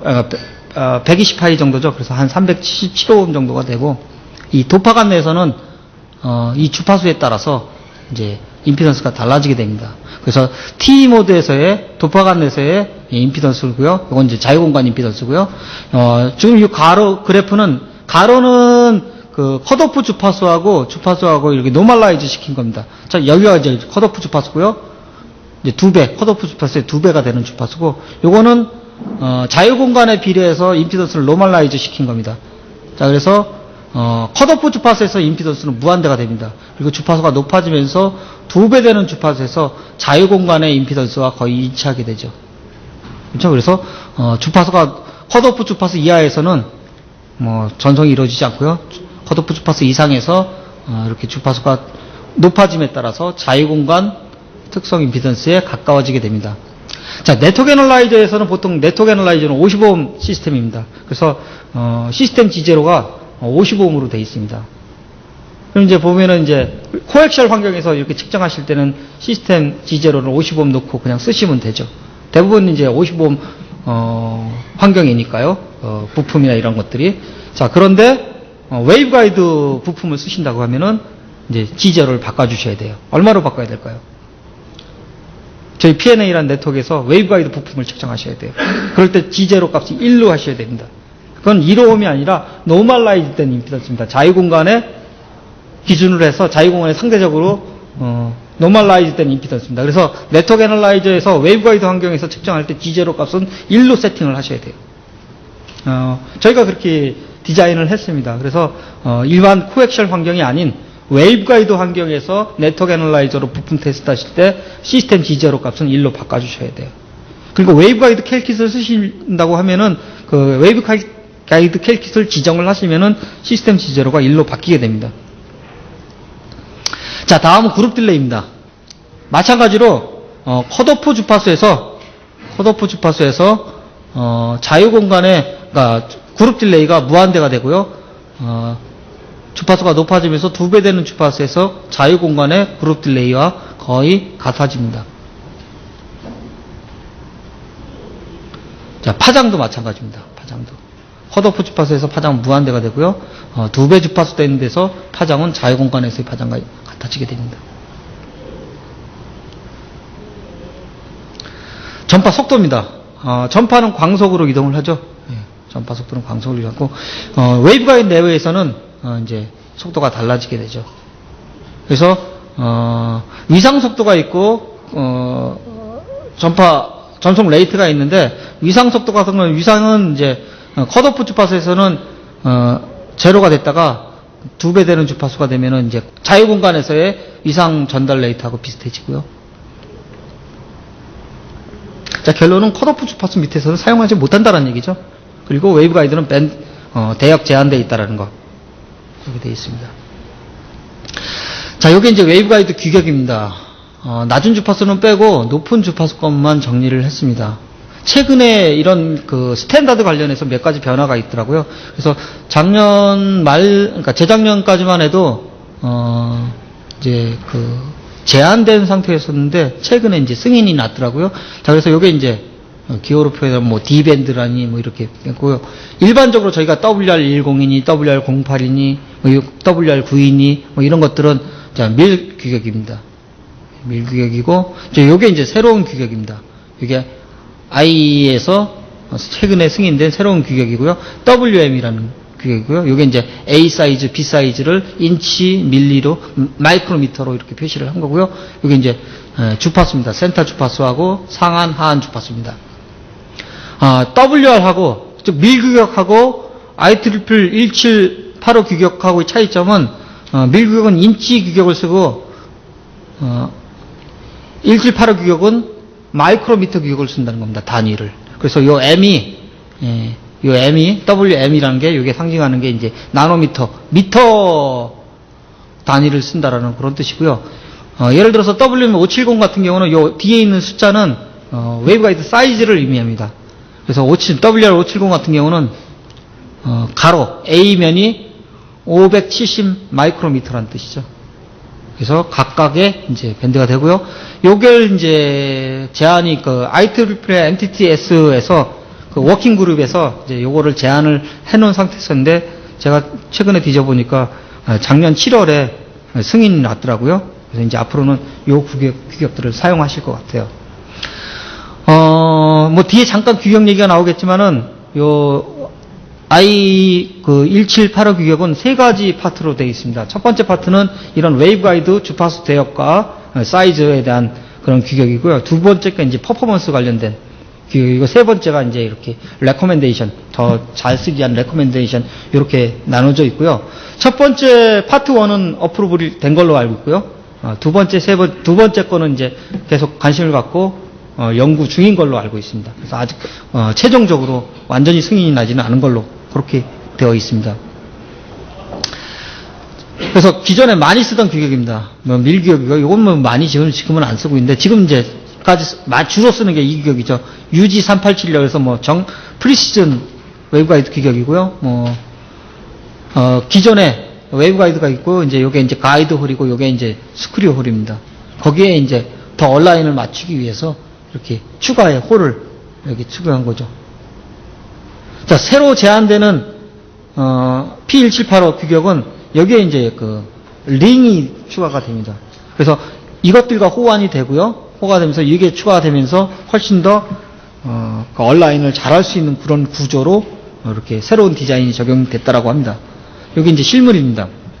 여기 이제 U387 프리시즌 타입이고요. 여기 이제 홀이 있죠. 이게 이제 실제로 이제 전송하는 홀이 될 거고요. 요게 이제 그 링, 여기 보면 링 센터드 웨이브가이드 프렌즈라고 돼 있어서 요게 이제 링이 들어가 있고요. 요건 없는 거 있는 건데, 요게 이제 새로 제한된 새로운 형태의 웨이브가이드 규격이고요. 요거에 있음으로써 훨씬 더 얼라인을 정확히 맞출 수 있다라고 합니다. 그래서 앞으로 이제 이런 규격들을 적용을 하시면은 훨씬 더 정확하게 측정을 하실 수 있겠죠. 자, 웨이브가이드에 대해서 간단하게 살펴봤고요. 자, 이제 그러면은 네트워크 애널리시스 솔루션에 대해서 말씀을 드리겠습니다. 자, 네트워크 애널리시스 솔루션은 크게 세 가지 구조로 되어 있습니다. 보통 네트워크 애널라이저는 뭐 여러 가지 종류의 네트워크가 있는데요. 원박스로는 보통 이제 67기가까지 내지는 뭐 70기가까지 사용합니다. 자, 인터페이스는 1.85mm 코엑셜 인터페이스를 많이 쓰시죠. 그리고 50기가짜리는 뭐 2.4mm 코엑셜 내지는 뭐 3.5mm, 26.5기가 이렇게 많이 코엑셜 구조를 쓰고요. 67기가 이상은 이제 이렇게 시스템으로 구성이 됩니다. 그래서 요게 이제 본체고요. 요게 이제 이 컨트롤러입니다. 요게 이제 요 밀리미터 모듈 내지는 익스텐더라고 합니다. 그리고 요 본체, 그 다음에 컨트롤러, 밀리미터 웨이브 컨트롤러, 그 다음에 이렇게 세 가지가 있어서 이제 주파수 대역을 확정할 수가 있고요. 뭐 이제 코어 엔진은 본체가 담당을 하게 됩니다. 자, 뭐 에젤런트에서는 본체로는 이제 P&A 시리즈가 사용이 됩니다. P&A 시리즈는 세 가지 그레이드가 있습니다. P&A L이 있고 스탠다드 P&A가 있고 P&A X가 있습니다. 자, 밀리미터 내지는 테라헤르츠 영역까지의 네트워크 시스템을 확장하기 위해서는 스탠다드 P&A 이상이 있으면 됩니다. P&A L은 안 되고요. 스탠다드 P&A, P&A X가 가능합니다. 뭐 2포트, 4포트 다 가능하고요. 하는 역할은 전체 시스템의 코어 시스템 엔진으로 사용합니다. 여기서 RF 내지는 에러 다 공급해서 채비할 수 있도록 해주고요. 신호 처리해주고. 그래서 결국 본체의 성능이 전체 시스템의 성능을 좌우하게 됩니다. 자, 다음은 그 밀리미터 웨이브 컨트롤러인데요. 얘가 하는 역할은 신호 분배하는 역과 전원 공급해주는 역할이에요. 모듈에.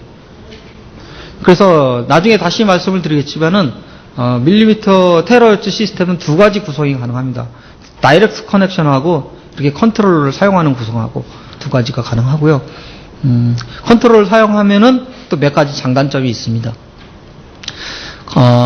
테스트셋 컨트롤러는 두 가지 타입이 있습니다. 2포트짜리하고 4포트 타입이 있습니다.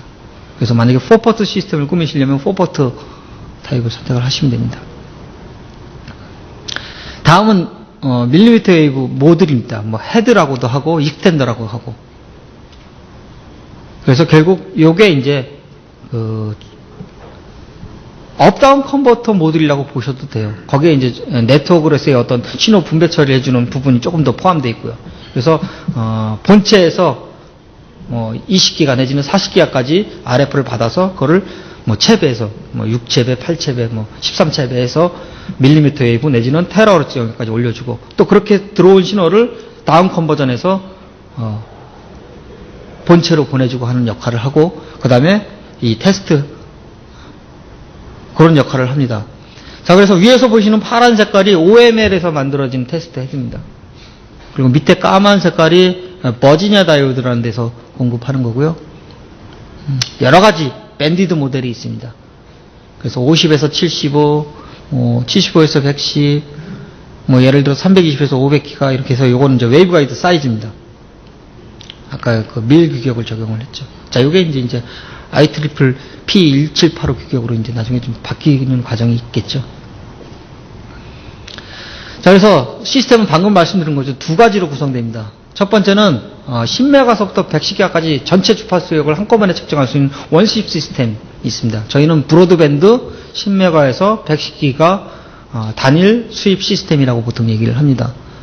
그 다음에 이 시스템은 1mm 커넥터로 되어 있습니다. 저 앞에 전시해 놓은 장비가 이 시스템입니다. 그래서 이 테스트 포트가 1mm로 되어 있고요. 국내에서는 많이 들어와 있습니다. 그래서 주로 이제 디바이스 모델링, 반도체 회사에서 디바이스 모델링 하는 용도로, 그러니까 디바이스 모델링 시스템의 일부로 사용되는 용도로 많이 들어와 있고요. 최근에는 이제 오토모티브 레이더 관련된 어플리케이션이 많이 있죠. 그래서 그런 쪽에 관심 있는 분들이 이제 75에서 110기가 밴디드로 많이 하죠. 밴디드 시스템은 웨이브 가이드 인터페이스입니다. 웨이브 가이드 인터페이스, 그 아까 말씀드렸듯이 웨이브 가이드 자체가 대역 제한 특성을 갖고 있죠. 그래서 그 웨이브 가이드가 커버할 수 있는 주파수 영역이 정해져 있습니다. 그래서 고대역에서 측정이 가능하죠. 그래서 아주 낮은 주파수에서 높은 주파수까지 한꺼번에 측정할 수 있는 게 아니라 그 웨이브 가이드에서 지원하는 주파수 대역만 이제 측정할 수가 있죠. 그리고 그 모듈을 바꿔 끼는 거에 따라서 주파수 대역은 언제든지 변화가 가능합니다. 그래서 모듈을 50에서 75기가 모듈을 장착을 하면은 50에서 75기가 네트워크가 되는 거고요. 220에서 350기가 모듈을 장착을 하게 되면은 220에서 350기가 네트워크 애널라이즈가 되는 거죠. 자, 그래서 크게 브로드밴드 원수입 시스템과 밴디드 솔루션이 있습니다. 자, 조금 더 살펴보면요. 기본적으로 10메가서부터 110기까지 원수입 시스템은 본체를 67기가 네트워크를 씁니다. 그리고 이 본체의 성능이 결국은 시스템 전체 성능을 좌우를 하게 됩니다. 그래서 저희 시스템은 P&A X 내지는 P&A를 가지고 측정할 수가 있어요. 일반적으로 네트워크 애널라이저가 그 S 파라미터 측정해주죠. 그 S 파라미터는 비율 측정입니다. 그래서 신호 넣어주고 반사된 거, 넣어준 거와 반사된 거 B, S11, 넣어준 거하고 통과돼서 나온 거, 그래서 S21 이런 특성들을 이제 주로 보는 거, 매칭 특성과 전달 특성 이런 것들을 보게 되는데 그렇기 때문에 소스의 품질이 그렇게 좋지 않아도 크게 문제가 없었어요. 소스의 품질이 좋지 않다는 거는 주파수마다 이렇게 좀 레벨 편차가 생겨도 뭐 크게 문제 없었어요. 어차피 비율 들어간 것만큼 되돌아나오고 하니까요. 비율을 보는 거니까. 근데 최근에는 어떤 앰프 같은 거 측정할 때 전체 주파수에서 정확한 입력 레벨 기준에서의 어떤 성능을 평가하고 싶어 하세요. 그런 요구주들이 점점 많아요. 그래서 그냥 네트워크 애널라이저에 그냥 성능이 안 좋은 소스를 쓰게 되면은 뭐 그런 것들이 안 되겠죠. 자, PNA-X하고 뉴PNA에는 굉장히 좋은 소스가 들어가 있습니다. 하모닉 디스토션이 마이너스 70dBc예요. 저 원박스로 시그젠 제일 좋은 게 저희 PSG라는 놈이 있거든요. 그 놈이 옵션 안 달면은 하모닉 디스토션이 30dBc예요. 그래서 하모닉 특성을 개선하는 옵션을 집어넣으면은 하모닉 디스토션이 60dBc로 개선이 돼요. PNA-X에는 자체에 하모닉 디스토션이 마이너스 70dBc짜리 소스가 들어가 있습니다. 굉장히 안정적입니다. 보통 네트워크 애널라이저, 옛날 네트워크 애널라이저 같은 경우는 캘리브레이션 하신 다음에 수루로 연결하고 나서 S2원 보시면은 처음에 0dB가 딱 유지가 됩니다. 시간이 지나면 이렇게 드리프트가 생겨요. 이렇게 플러스 마이너스 노이즈가 이렇게 타고 있습니다. 그건 소스의 특성이 이렇게 시간에 따라서 주변 환경에 따라서 조금씩 변한다는 얘기죠. 그래서 어떻게 했습니까?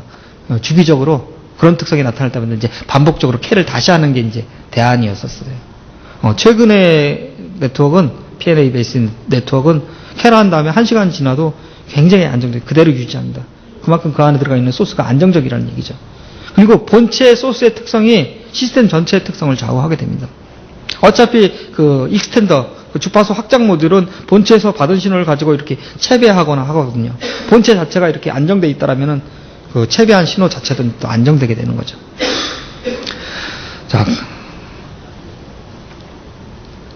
그래서, 보통 이제, 브로드밴드 시스템의 이제 컨피규레이션 예제입니다. 그래서 보통 이렇게 파트 넘버 N5251A 하시면은, 본체에 67기가짜리 PNA가 들어가고요.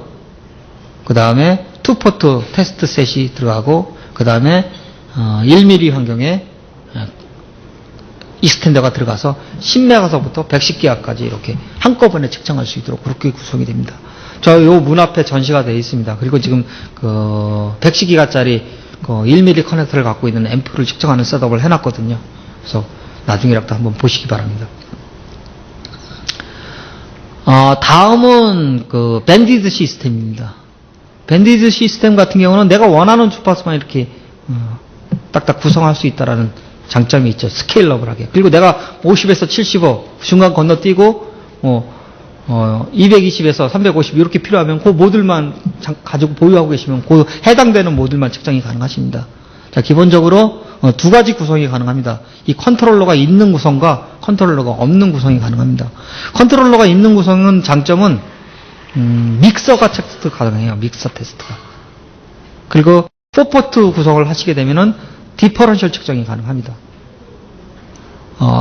컨트롤러가 없는 다이렉트 커넥션은 믹서 측정은 안 됩니다.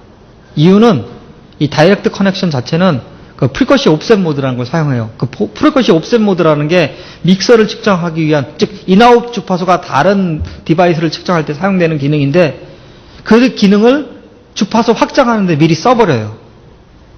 그렇기 때문에 믹서 측정이 안 되겠죠. 그런 장단점이 있습니다. 대신 다이렉트 커넥션 하시면은 컨트롤러가 일단 안 들어가니까 시스템이 좀 더 컴팩해지고 가격도 좀 내려가겠죠. 그런 장단점이 있습니다.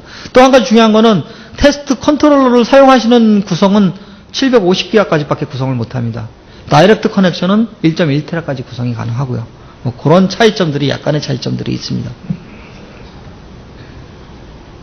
자, 요게 컨트롤을 사용한 구성입니다. 4포트 구성입니다. 자, 본체 들어갔고요. 그 다음에 4포트 컨트롤러 들어갔고 4포트 테스트 헤드 붙여가지고 요 놈의 주파수 대역에 따라서 이제 주파수는 달라지겠죠.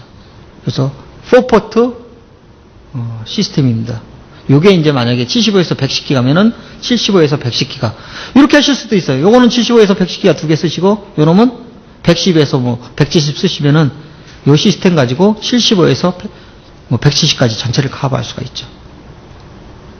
자, 요거는 다이렉트 커넥션 한 겁니다. 요게 이제 테스트 헤드고요. 여기에 전원을 공급하기 위한 파워 서플라이가 필요하겠죠. 자, 요거는 에즐런트 컨트롤러를 쓴 거고, 요거는 에즐런트가 아닌 다른 회사 컨트롤러를 쓴 겁니다. 파란 테크놀로지라는 거고요. 요거는 OML 테스트 헤드고, 요건 파란 테크놀로지 테스트 헤드고, 요건 버지니아 다이오드 테스트 헤드입니다. 그래서 이렇게 고객이 원하시는 여러 가지 형태의 익스텐더나 이런 것들을 활용하실 수가 있습니다. 다음은 성능입니다. 기존의 그 밀리미터 웨이브 네트워크 애널라이저하고 최근 P&A X 베이스 내지는 뉴 P&A 베이스의 네트워크 시스템하고 근본적인 차이점은 레벨링이 가능하다는 겁니다. 레벨링이란 건 뭐냐면은 아까도 말씀드렸듯이 네트워크 애널라이저는 테스트 포트 파워가 전체 주파수에 항상 일정할 필요는 없어요. 사실 S 파라미터 측정할 때는.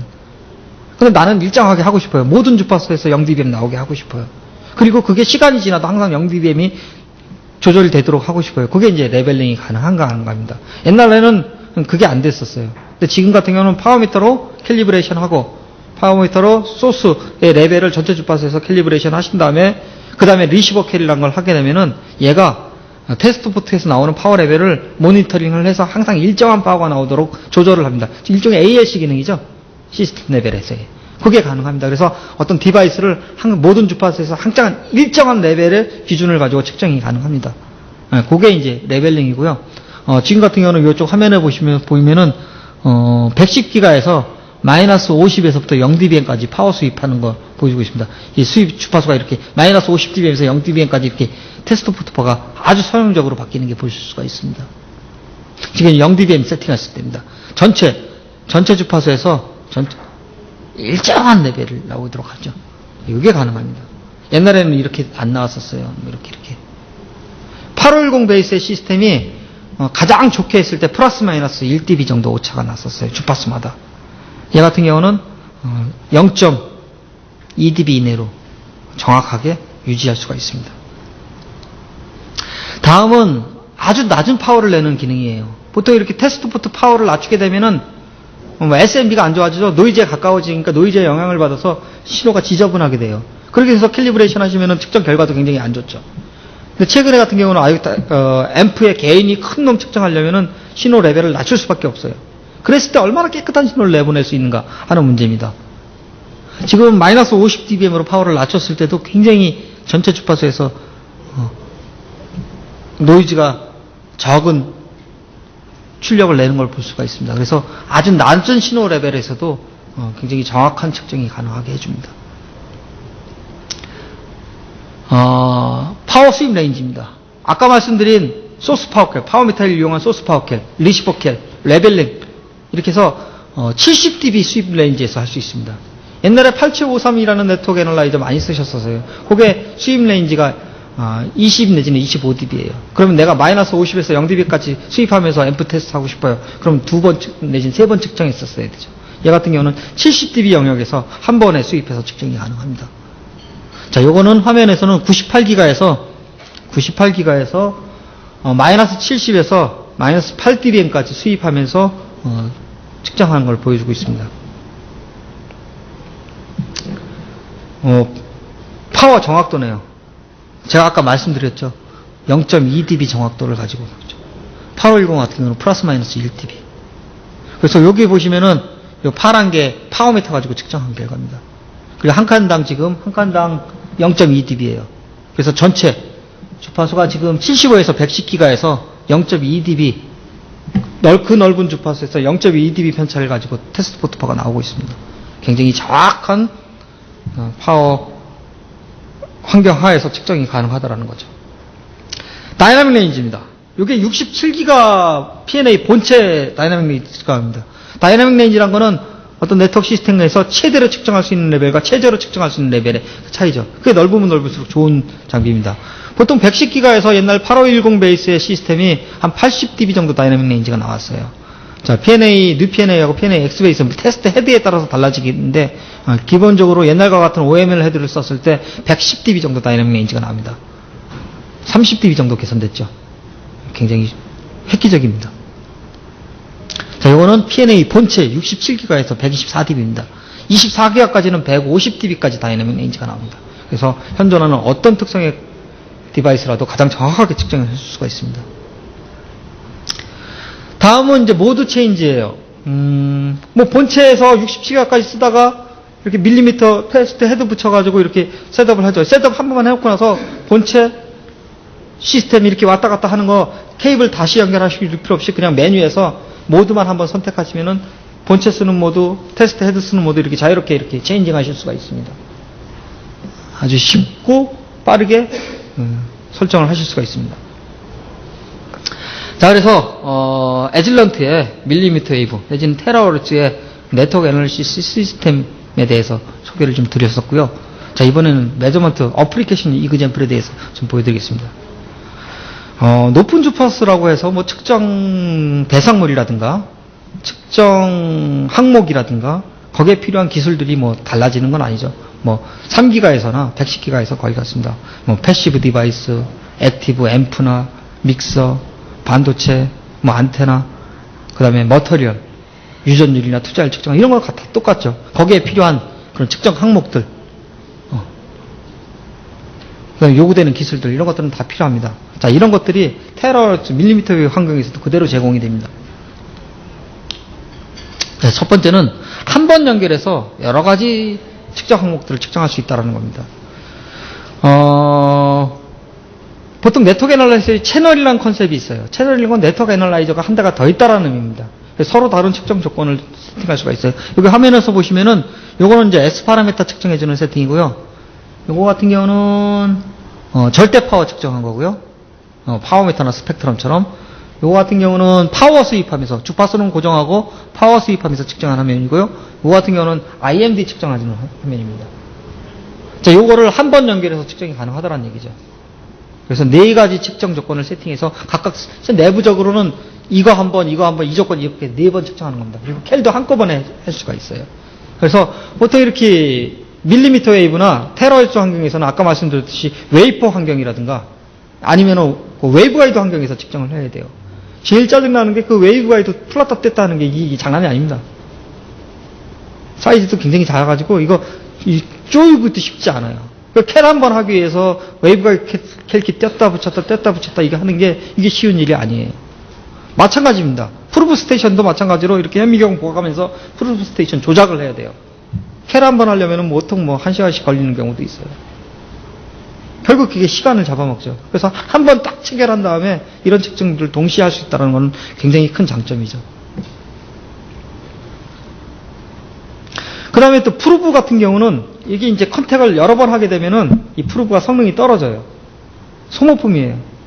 110기가짜리 그 프루브 하나가 보통 한 600만 원 이상 하는 걸로 알고 있어요, 제가. 툭 건드려가서 팁 이렇게 뭉개지면은 600만 원 그냥 날아가는 겁니다. 소모품이에요. 오래 쓰다 보면은 팁의 상태가 안 좋아지고 캘 상태도 안 좋아지고 안 좋아집니다. 이 체결 횟수를 줄여가지고 한 번 체결해서 캘리브레이션 다 하고 한번 이런 여러 가지 항목들을 측정을 딱 끝낸다는 것 자체는 팁의 수명을 오래 쓸 수 있다는 거고, 디바이스 예를 들어서 웨이퍼가 또 마찬가지예요. 자꾸 이렇게 찍으면 상처 나거든요. 굉장히 버려야 되는 거죠. 그래서 디바이스의 수명도 연장할 수 있고요. 프루브 팁의 수명도 연장할 수 있다는 거죠. 굉장히 의미가 있는 기능입니다. 자, 이번에는 이제 앰프 측정하는 셋업입니다. 자, 이렇게 셋업을 하시면 됩니다. 기본 뭐 똑같죠? 똑같습니다. 요까지면 네트워크 애널라이저라고 보시면 되잖아요. 그렇죠? 그러면서 캘리브레이션은 S 파라메타 캘, 그리고 파워 메탈 이용해서 소스 파워 캘, 그 다음에 리시버 캘, 스티뮬러스는 주파수 가변하면서 파워 가변하면서 측정 항목 S 파라메터, 절대 파워, 컴프레션, AMPM 이런 거 다 측정하실 수 있죠. 자, 그래서 요거는 S 파라메터 측정하는 화면이고요. 요거는 파워 수입하면서 게인 보는 거고요. 요거는 아웃풋 파워 측정하는 거고요. 주파수 대역은 98기가 앰프를 측정한 거네요. 98기가 앰프. 그래서 파워 수입은 마이너스 40에서부터 플러스 5dB까지 수입하면서 이렇게 측정을 한 거네요. 그래서 똑같습니다. 자, 믹서 측정하는 셋업입니다. 요 4포트 이용해서 믹서 측정하는 겁니다. 자, 요게 이제 믹서고요. 요게 DUT입니다. 그래서 입력은 70에서 81기가, 에로는 이놈 갖고 집어넣었어요. 다른 포트 가지고 에로 집어넣어주고, IF는 다이렉트 연결해서 측정하고. 그래서 요 믹서를 다른 시그젠이나 다른 액세서리 전혀 없이 바로 테스트가 가능하죠. 네, 그런 셋업입니다. 자, 요거는 저희 테스트 헤드가 이게 업다운 컨버터가 들어있다 그랬죠? 요거를 측정해 본 겁니다. 여기 보면은 주파수가 낮은 주파수는 통과 안 하고 웨이브 가이드가 달려 있으니까요. 높은 주파수에 이렇게 특성 나오는 게 보이죠. 자, 그래서 이거는 주파수 수입하면서 인풋 파워 본 거고요. 매칭 특성 본 거고요. 이건 컨버저 로스 게인 본 거고, 이거는 에러 파워.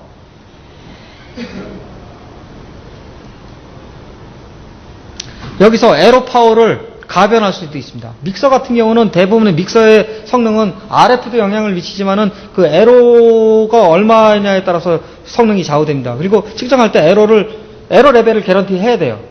에러 레벨이 낮으면은 안 돼요. 그리고 에러 레벨이 너무 세면은 뭐 신호 파워가 센다는 것 자체가 전력 소모가 크다라는 얘기거든요. 손실이거든요. 그래서 최적의 에러 파워를 유지를 해야 돼요. 그러려면은 어느 정도 이 믹서가 최적의 성능을 내기 위해서 에러 파워가 얼마큼 돼야 되는가 이런 테스트도 필요하거든요. 이렇게 에러 파워 수입이 가능합니다.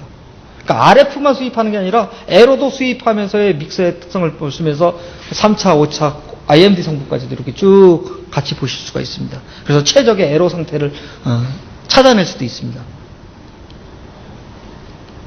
자, 요거는 실제 측정 예입니다. 영국에서 측정한 거고요. TR 모듈이 같이 들어가 있는, 아마 오토모티브 쪽에 들어가는 그런 모듈이고요. 그거를 한 번에 셋업해서 측정할 수 있는 그런 셋업을 저희가 제안한 것들입니다. 그래서 실제 측정을 하고 있습니다. 그래서 보통 이 모듈 한 번 측정하는데 한 20분 이상 걸린대요. 근데 저희가 제안한 방법으로 해서 TX, RX 다 측정하는데 한 3분 이내에 측정하는 걸로 이렇게 해서 20분과 3분은 굉장히 큰 차이죠. 그래서 이제 실제 측정 예입니다. 그래서 이분들이 RX에서는 리턴 로스 측정하셔야 되고 IF 스퍼 측정하셔야 되고 게인 컴프레션 측정하시고 노이즈 피겨까지 측정하셔야 되는데 그거를 한 번 셋업해서 측정하시는 그렇게 구성을 한 거고요. TX 쪽은 리턴 로스 측정하고 IP 아웃풋 파워, 인풋 파워, 스퍼 뭐 이런 것들 게인 컴프레션 이런 것들 동시에 측정하는 거죠. 그래서 TX, RX 동시에 20분 걸리던 거를 3분 정도에 측정하는 그런 예제입니다. 디퍼런셜 측정입니다. 4포트 컨트롤러가 들어가 있고 측정하면은 자, PNA-X나 PNA에는 세컨 소스가 들어갑니다. 소스가 2개가 들어가요. 그리고 2개의 위상을 정확히 컨트롤할 수가 있습니다. 보통 지금 요즘 네트워크 애널라이저 4포트 가지고 밸런스드 디바이스 측정하죠. 그거는 실제 디퍼런셜 측정은 아니에요. S 파라메터, S4P 파라메터 측정해가지고 그거를 시뮬레이션해서 믹스드 모드 S 파라메터를 그걸 구해낸 거예요. 그게 선형 구간에서 잘 맞아요. 그렇게 쓰시는 건데 나는 진짜로 신호를 동시에 180도 이상 차이 나게 넣은 다음에 진짜 수루 모드에서 디퍼런셜 측정을 하고 싶다라면 가능하다는 얘기입니다. PNA-X나 PNA, 뉴 PNA. 그 안에 세컨 소스가 들어있고 그거의 위상을 180도 정확하게 컨트롤할 수가 있어요. 모든 주파수에서. 그렇게 해서 측정이 가능합니다. 그래서 그 측정 이해입니다. 매직 T를 측정한 거고요. 이 매직 T가 여기 이제 플러스 단자가 있고 마이너스 단자가 있고 여기 이제 델타 포트가 있고 시그마 포트가 있죠. 여기서 들어간 신호는 여기서 180도 이상 차이에서 나옵니다. 또 여기서 들어간 신호가 일로도 나오고 일로도 나오는데 180도 이상 차이에서 나오고 일로 들어가는 신호는 여기서 동이상이 돼서 나옵니다. 그거를 이제 측정한 거예요. 그래서 여기는 델타 포트로 입력 넣어주고 플러스 마이너스에서 나온 거 본 거고 이건 시그마 포트로 신호 넣어주고 해서 본 겁니다. 그래서 이렇게 측정 결과들이 나와있죠. 정확하게 180도 이상 차이에서 나오고 상쇄돼서 나오고 이런 것들이 보실 수가 있습니다. 이거는 이제 실제 신호를 180도 이상 차이 나게 인가를 하고 해서 본 겁니다. IM 측정입니다. 자, 네트워크 애널라이저가 무슨 스펙트럼이냐? 사실 스펙트럼 애널라이저는 아닙니다. 그러니까 스펙트럼 애널라이저처럼 네트워크 애널라이저 보통 이제 스티뮬러스 레스폰서를 해서 자극 주고 반응 봐서 즉 반사 전달 봐가지고 S 파라미터 측정하는 게 주인데 비율 보는 거니까 그 안에 들어가 있는 소스도 그렇게 성능이 안 좋고 그 안에 들어가 있는 스펙트럼도 주파수마다 이렇게 뭐 좋을 필요는 없었어요. 정확히 레벨하고 위상만 정확히 측정할 수 있으면 됐거든요. 근데 스펙트럼 애널라이저는 수신기잖아요. 소스하고 상관없이 혼자서 이렇게 주파수 수입하면서 어떤 스퍼라든가 주파수 성분들을 봐야 돼요. 여기서 PNA나 PNA-X에는 그걸 집어넣었어요. 스펙트럼 모드처럼 소스하고 무관하게 이렇게 전체를 수입할 수 있는. 그리고 거기 안에 굉장히 레졸루션이 좋은 리시버가 들어가 있습니다. 그래서 이런 스퍼라든가 IMD 측정하는 측정 모드가 있어요. IM 스펙트럼 모드라고. 그래서 메뉴에 보면 수입 셋업에 보면은 일반 S 파라미터가 모드 아닌 IM 스펙트럼 모드 버튼을 딱 누르면 이게 스펙트럼처럼 동작을 해요. 그러니까 시그젠 스펙트럼처럼 동작을 해요. 그래서 시그젠에서는 원하는 신호 넣어주고 2대의 시그젠에서 그 다음에 수신기는 스펙트럼처럼 동작을 해서 이 스퍼라든가 내지는 IMD, 특정 주파수 두 개의 신호를 동시에 넣어주고 그거에 합차 성분이 3차, 5차가 어떻게 나오는지 이렇게 관찰해 줄 수가 있습니다. 그런 모드가 있어요. 그래서 이런 스퍼라든가 내지는 스펙트럼들을 관찰할 수가 있습니다. 자, 머터리얼 매저먼트 어플리케이션입니다. 머터리얼 매저먼트를 하려면 크게 세 가지 구성 요소가 필요합니다. 첫 번째는 소프트웨어예요.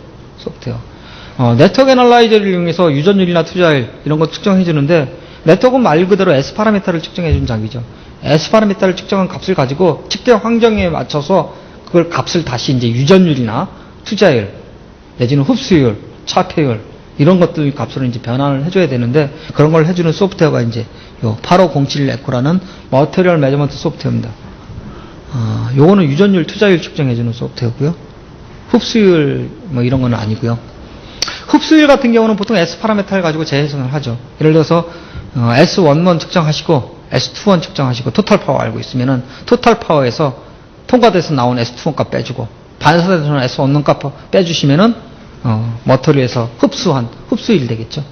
뭐 이런 식으로 계산을 하시면 될 거고 차폐율은 말 그대로 다이렉트로 연결했을 때 그러니까 MUT가 없을 때 값하고 MUT 있을 때 그게 이제 차폐율이 되겠죠. 뭐 이런 식으로 측정을 하시면 되고요. 유전율 투자율은 이제 S 파라미터를 구조해가지고 그 환경에 맞게 좀 재해석을 해야겠죠. 이게 가장 간단한 형태입니다. 이게 이제 110기가 밴디드 75에서 110기가 밴디드 시스템이고 이게 이제 MUT입니다.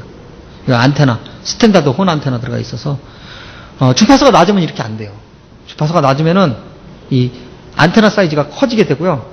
이렇게 회절 같은 거 막 생기잖아요. 옆에 타고 들어가잖아요. 그러니까 안 돼요. 더 넓은 공간이 필요하고 더 넓은 시트가 필요하고 더 빈폭이 좁은 안테나가 필요합니다.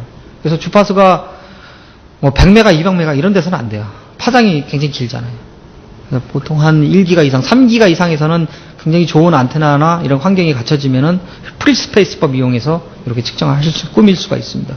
전적으로 안테나의 성능에 좌우됩니다. 안테나가 얼마나 좋으냐에 따라서 이 빈폭이 얼마나 좁고 거기에 따라서 MUT의 사이즈를 어떻게 결정할 것인가 이렇게 나오는데 자, 요거는 좀 더 향상된 겁니다. 요거는 저 에질런트 제품은 아니고 요 앞단까지 네트워크 애널라이저는 이놈하고 똑같은 거예요. 요게 이제 토마스 키팅이라는 데서 나온 커즈 옵티컬 시스템이고요. W밴드 75에서 110기가까지 측정을 해주는 거고, 요게 이제 특수 안테나인데, 요 안에 이제 골판지 형태의 골이 쫙 있어가지고, 이렇게 빔을 이렇게 퍼지지 않고 이렇게 모을 수 있는 그런 역할을 해준다고 합니다. 그리고 요 반사판을 이용해서, 평면파 조건으로 바꿔주고요. 요 안에 이제 요 중간에 여기 이제 그 머터리얼이 들어가는 거죠. 자, 요 시스템이 표가원에 있어요. 똑같이 이대로. 그래서 혹시나 이런 W밴드에서 머터리얼을 측정하신다고 하면은 표가원에 의뢰를 하시면은 될 것 같습니다. 이렇게 해서 75에서 110기가 플러스 소프트웨어에서 프리스페이스법 써가지고 캘리브레이션은 GRL 캘리라고 해서 이런 환경에서의 캘리브레이션 할 수 있는 솔루션을 제공을 합니다. 그래서 유전율, 투자율 이런 것들을 측정을 하실 수가 있습니다. 자, 이렇게 해서 이 소프트웨어가 325기가까지 지원하는 걸로 알고 있습니다. 자, 안테나 측정 시스템입니다. 마찬가지로 챔버도 필요하고 여러 가지 필요하겠죠. 그래서 기본적으로 요 이제 이 길이가 길어지겠죠. 이 주의하실 점은 이 길이가 짧아지면은 충분히 드라이빙 할 수가 있는데 이 길이가 길어지면 이제 여기서 나온 신호가 로스가 심해지게 되죠. 그래서 요 헤드를 드라이빙 할 수가 없어요. 그러면 이제 헤드에 이제 앰프를 쓴다거나 이런 것들이 필요하죠. 보통 한 3m 정도 케이블까지는 추가 앰프 없이 할 수가 있는데 3m 이상에서는 중간에 이제 이렇게 앰프를 쓰셔가지고 레벨을 맞춰줘야 돼요. 이놈들은 여기서 여기 들어오는 허용 레벨이 있거든요. 예를 들면 플러스 10dBm 이상의 파워가 주파수에서 어느 주파수까지 들어오면 동작하거든요. 성능이 나오거든요. 그래서 그거에 맞춰서 적절한 레벨이 유지되도록 적절한 앰프라든가 이 길이가 길어질 경우 활용을 해서 측정을 하시고 그 외에 이렇게 포지셔너라든가 이런 거 필요할 거고 또 이제 360도 내지는 입체적으로 회전하면서 어떤 빔 패턴을 그려줄 수 있는 소프트웨어도 필요하시겠죠. 자, 캘리브레이션은 원포트 캘을 하거나 레스폰스 캘을 합니다. 그래서 안테나 주파수 수입하면서 내지는 안테나 포지션을 수입하면서 매칭 특성과 빔 패턴 이런 것들을 측정하실 수 있습니다. 펄스 측정입니다. 펄스. 펄스 측정은 보통 세 가지 어플리케이션을 합니다. 반도체 회사에서 합니다. 이 웨이퍼에서 그냥 CW 때려서 측정을 하면 웨이퍼가 타버려요. 그러니까 아주 짧은 시간 탁탁 펄스로 측정을 하는 겁니다. 짧은 시간 신호를 인가하고 그때만 탁 측정하고 끊어버리고. 그래서 이제 펄스가 필요하고요. 또 한 가지는 레이더 같은 데 사용되는 부품들은 펄스 환경에서 대부분 레이더가 펄스 레이더거든요. 레인지 정보를 얻기 위해서 이렇게 펄스 하나 딱 쏘고 다음 펄스 나올 때까지 기다리거든요. 그게 이제 레인지를 결정하거든요. 그래서 펄스를 쓰게 됩니다. 그래서 그런 데 사용되는 부품들은 그 펄스 모양에 따라서 요즘은 단순히 뭐 레인지만 이렇게 구하는 게 아니라 레이더들이 어떤 예를 들어서 타겟에서 되돌아 나오는 신호를 분석을 해서 핑거프린트라고 그러죠. 이놈이 기종이 뭔지 어떤 엔진을 쓰고 있는지 이런 것까지도 이제 분석을 해내요. 그러려면은 굉장히 와이드밴드 신호를 해서 그 되돌아온 신호를 가지고 이제 분석을 하게 되는데 이 보내는 펄스가 이제 깨끗해야 돼요. 이 펄스가 펄스 바이 펄스로 펄스가 특성이 달라지거나 뭉개지거나 이러면은 뭐 되돌아오는 신호도 달라지겠죠.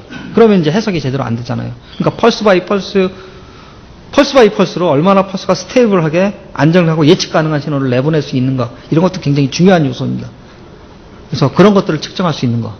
자, PNA X하고 뉴 PNA는 옛날에 펄스 또 RF 측정하려면은 네트워크 애널라이저 플러스 펄스 패턴 제너레이터, 모듈레이터 이런 것들을 다 꾸며서 시스템을 꾸몄어야 돼요. 최근에는 뉴 PNA하고 PNA X의 경우에는 이 내부에 펄스 패턴 제너레이터 5개, 모듈레이터 들어가 있습니다. 그래서 그냥 PRI, PW 이것만 딱 주면 지가 알아서 그냥 여기서 펄스 만들어서 그냥 측정을 해요. 뭐 다른 거 다 필요 없습니다. 이 안에 그냥 옵션으로 펄스 기능만 들어가면 돼요. 밀리미터 메이드도 똑같아요. 여기다가 컨트롤러 붙이고 테스트 헤드 붙이면은 이 안에서 펄스 모듈레이션 다 해가지고 펄스 환경에서 측정 가능합니다. 동일합니다. 원박스 측정과. 그래서 펄스 RF 환경에서 모델링이라든가 아니면 실제 펄스 환경에서 동작하는 부품의 특성을 측정해 보실 수 있습니다. 측정 예입니다. 펄스 프로파일링 한 거고요. 얼마나 펄스가 깨끗한 형태를 유지하는가 이런 것도 굉장히 중요한 파라미터거든요. 자, 캘리브레이션은 동일합니다. S 파라미터, 풀투포트, 풀포포트 캘하고 소스 파워 캘 할 수 있고 아니면 파워 수입하면서 캘 할 수 있고 측정 조건은 파워 수입하면서 주파수 수입하면서 펄스 환경에서 S 파라미터 측정하고 앰프 측정하고 다 동일합니다. 자, 화면은 98기가에서 100마이크로 펄스 폭을 갖고 있는 환경에서 측정한 펄스 프로파일링한 예입니다.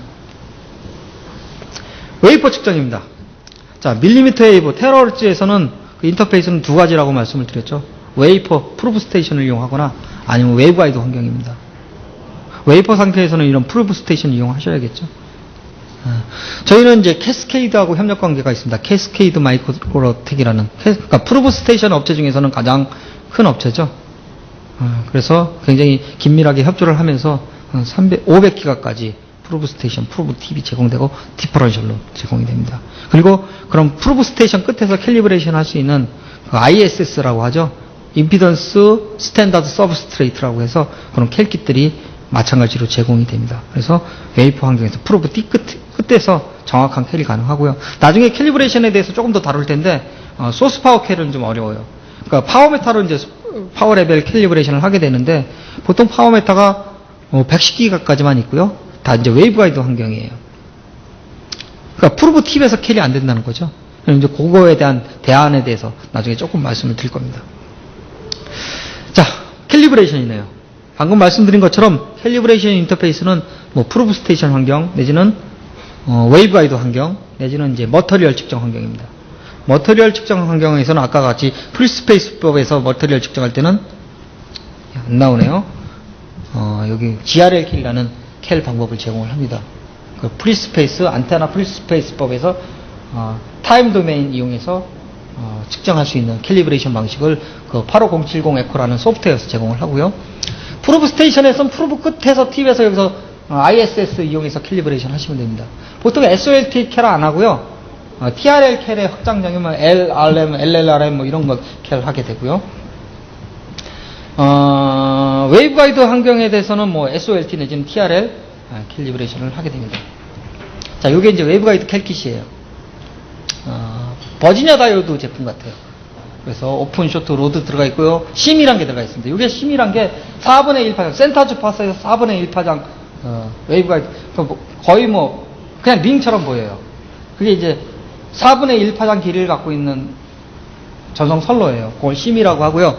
그거 플러스 심에다가 이렇게 쇼트 붙이면 옵션 쇼트가 되고요. 그래서 보통 이제 저희가 SOLT, 쇼트, 오픈, 로드, 스루 이거 이제 캐를 하잖아요. 반드시 SOL일 필요는 없어요.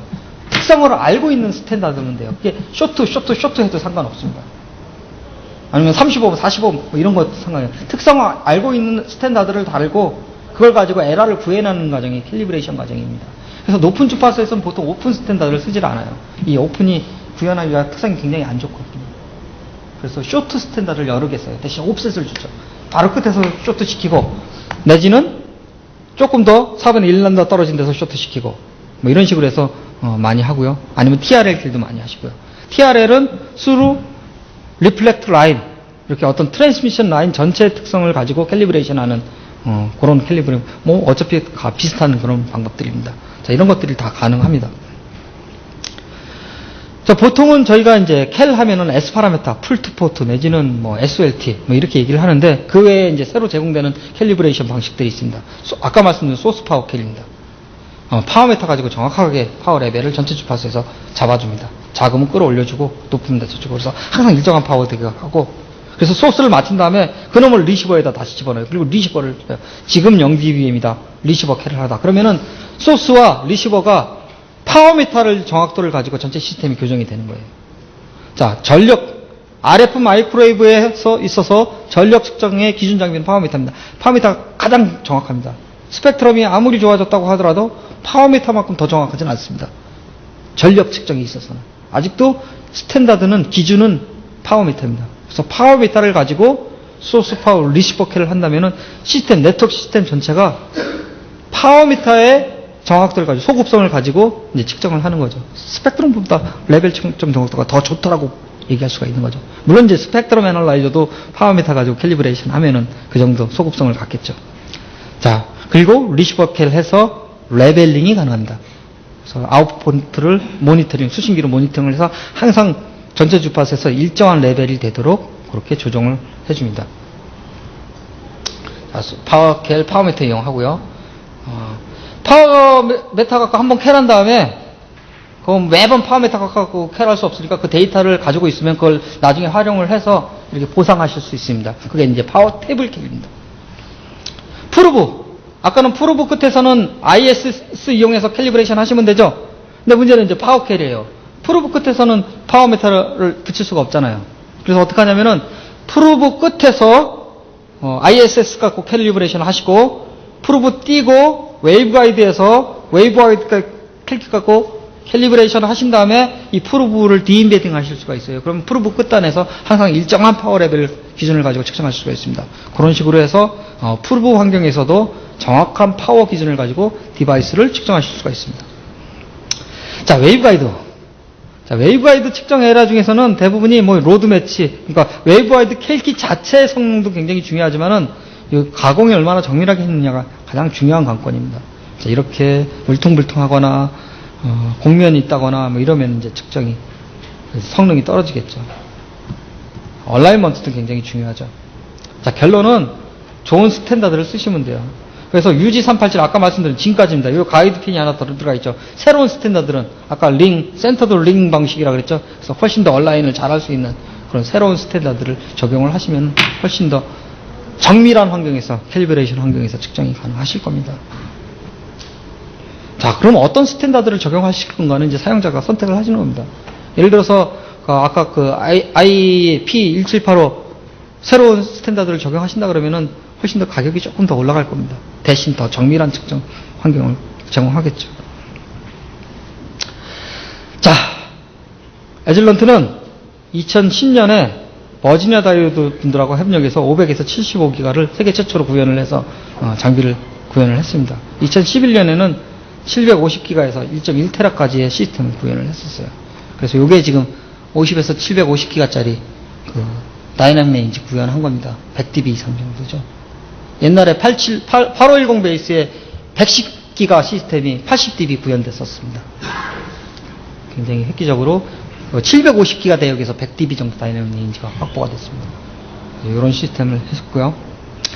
전체적으로 정리를 하면은 에즐런트에서는 스케일러블한 이 구성 밴드를 선택 가능한 2포트, 4포트, 75에서 110 내지는 원수입 시스템, 밴디드 시스템, 뭐 75에서 110 이렇게 필요한 부분만 이렇게 할 수 있는 스케일러블한 시스템이 제공이 가능하고요.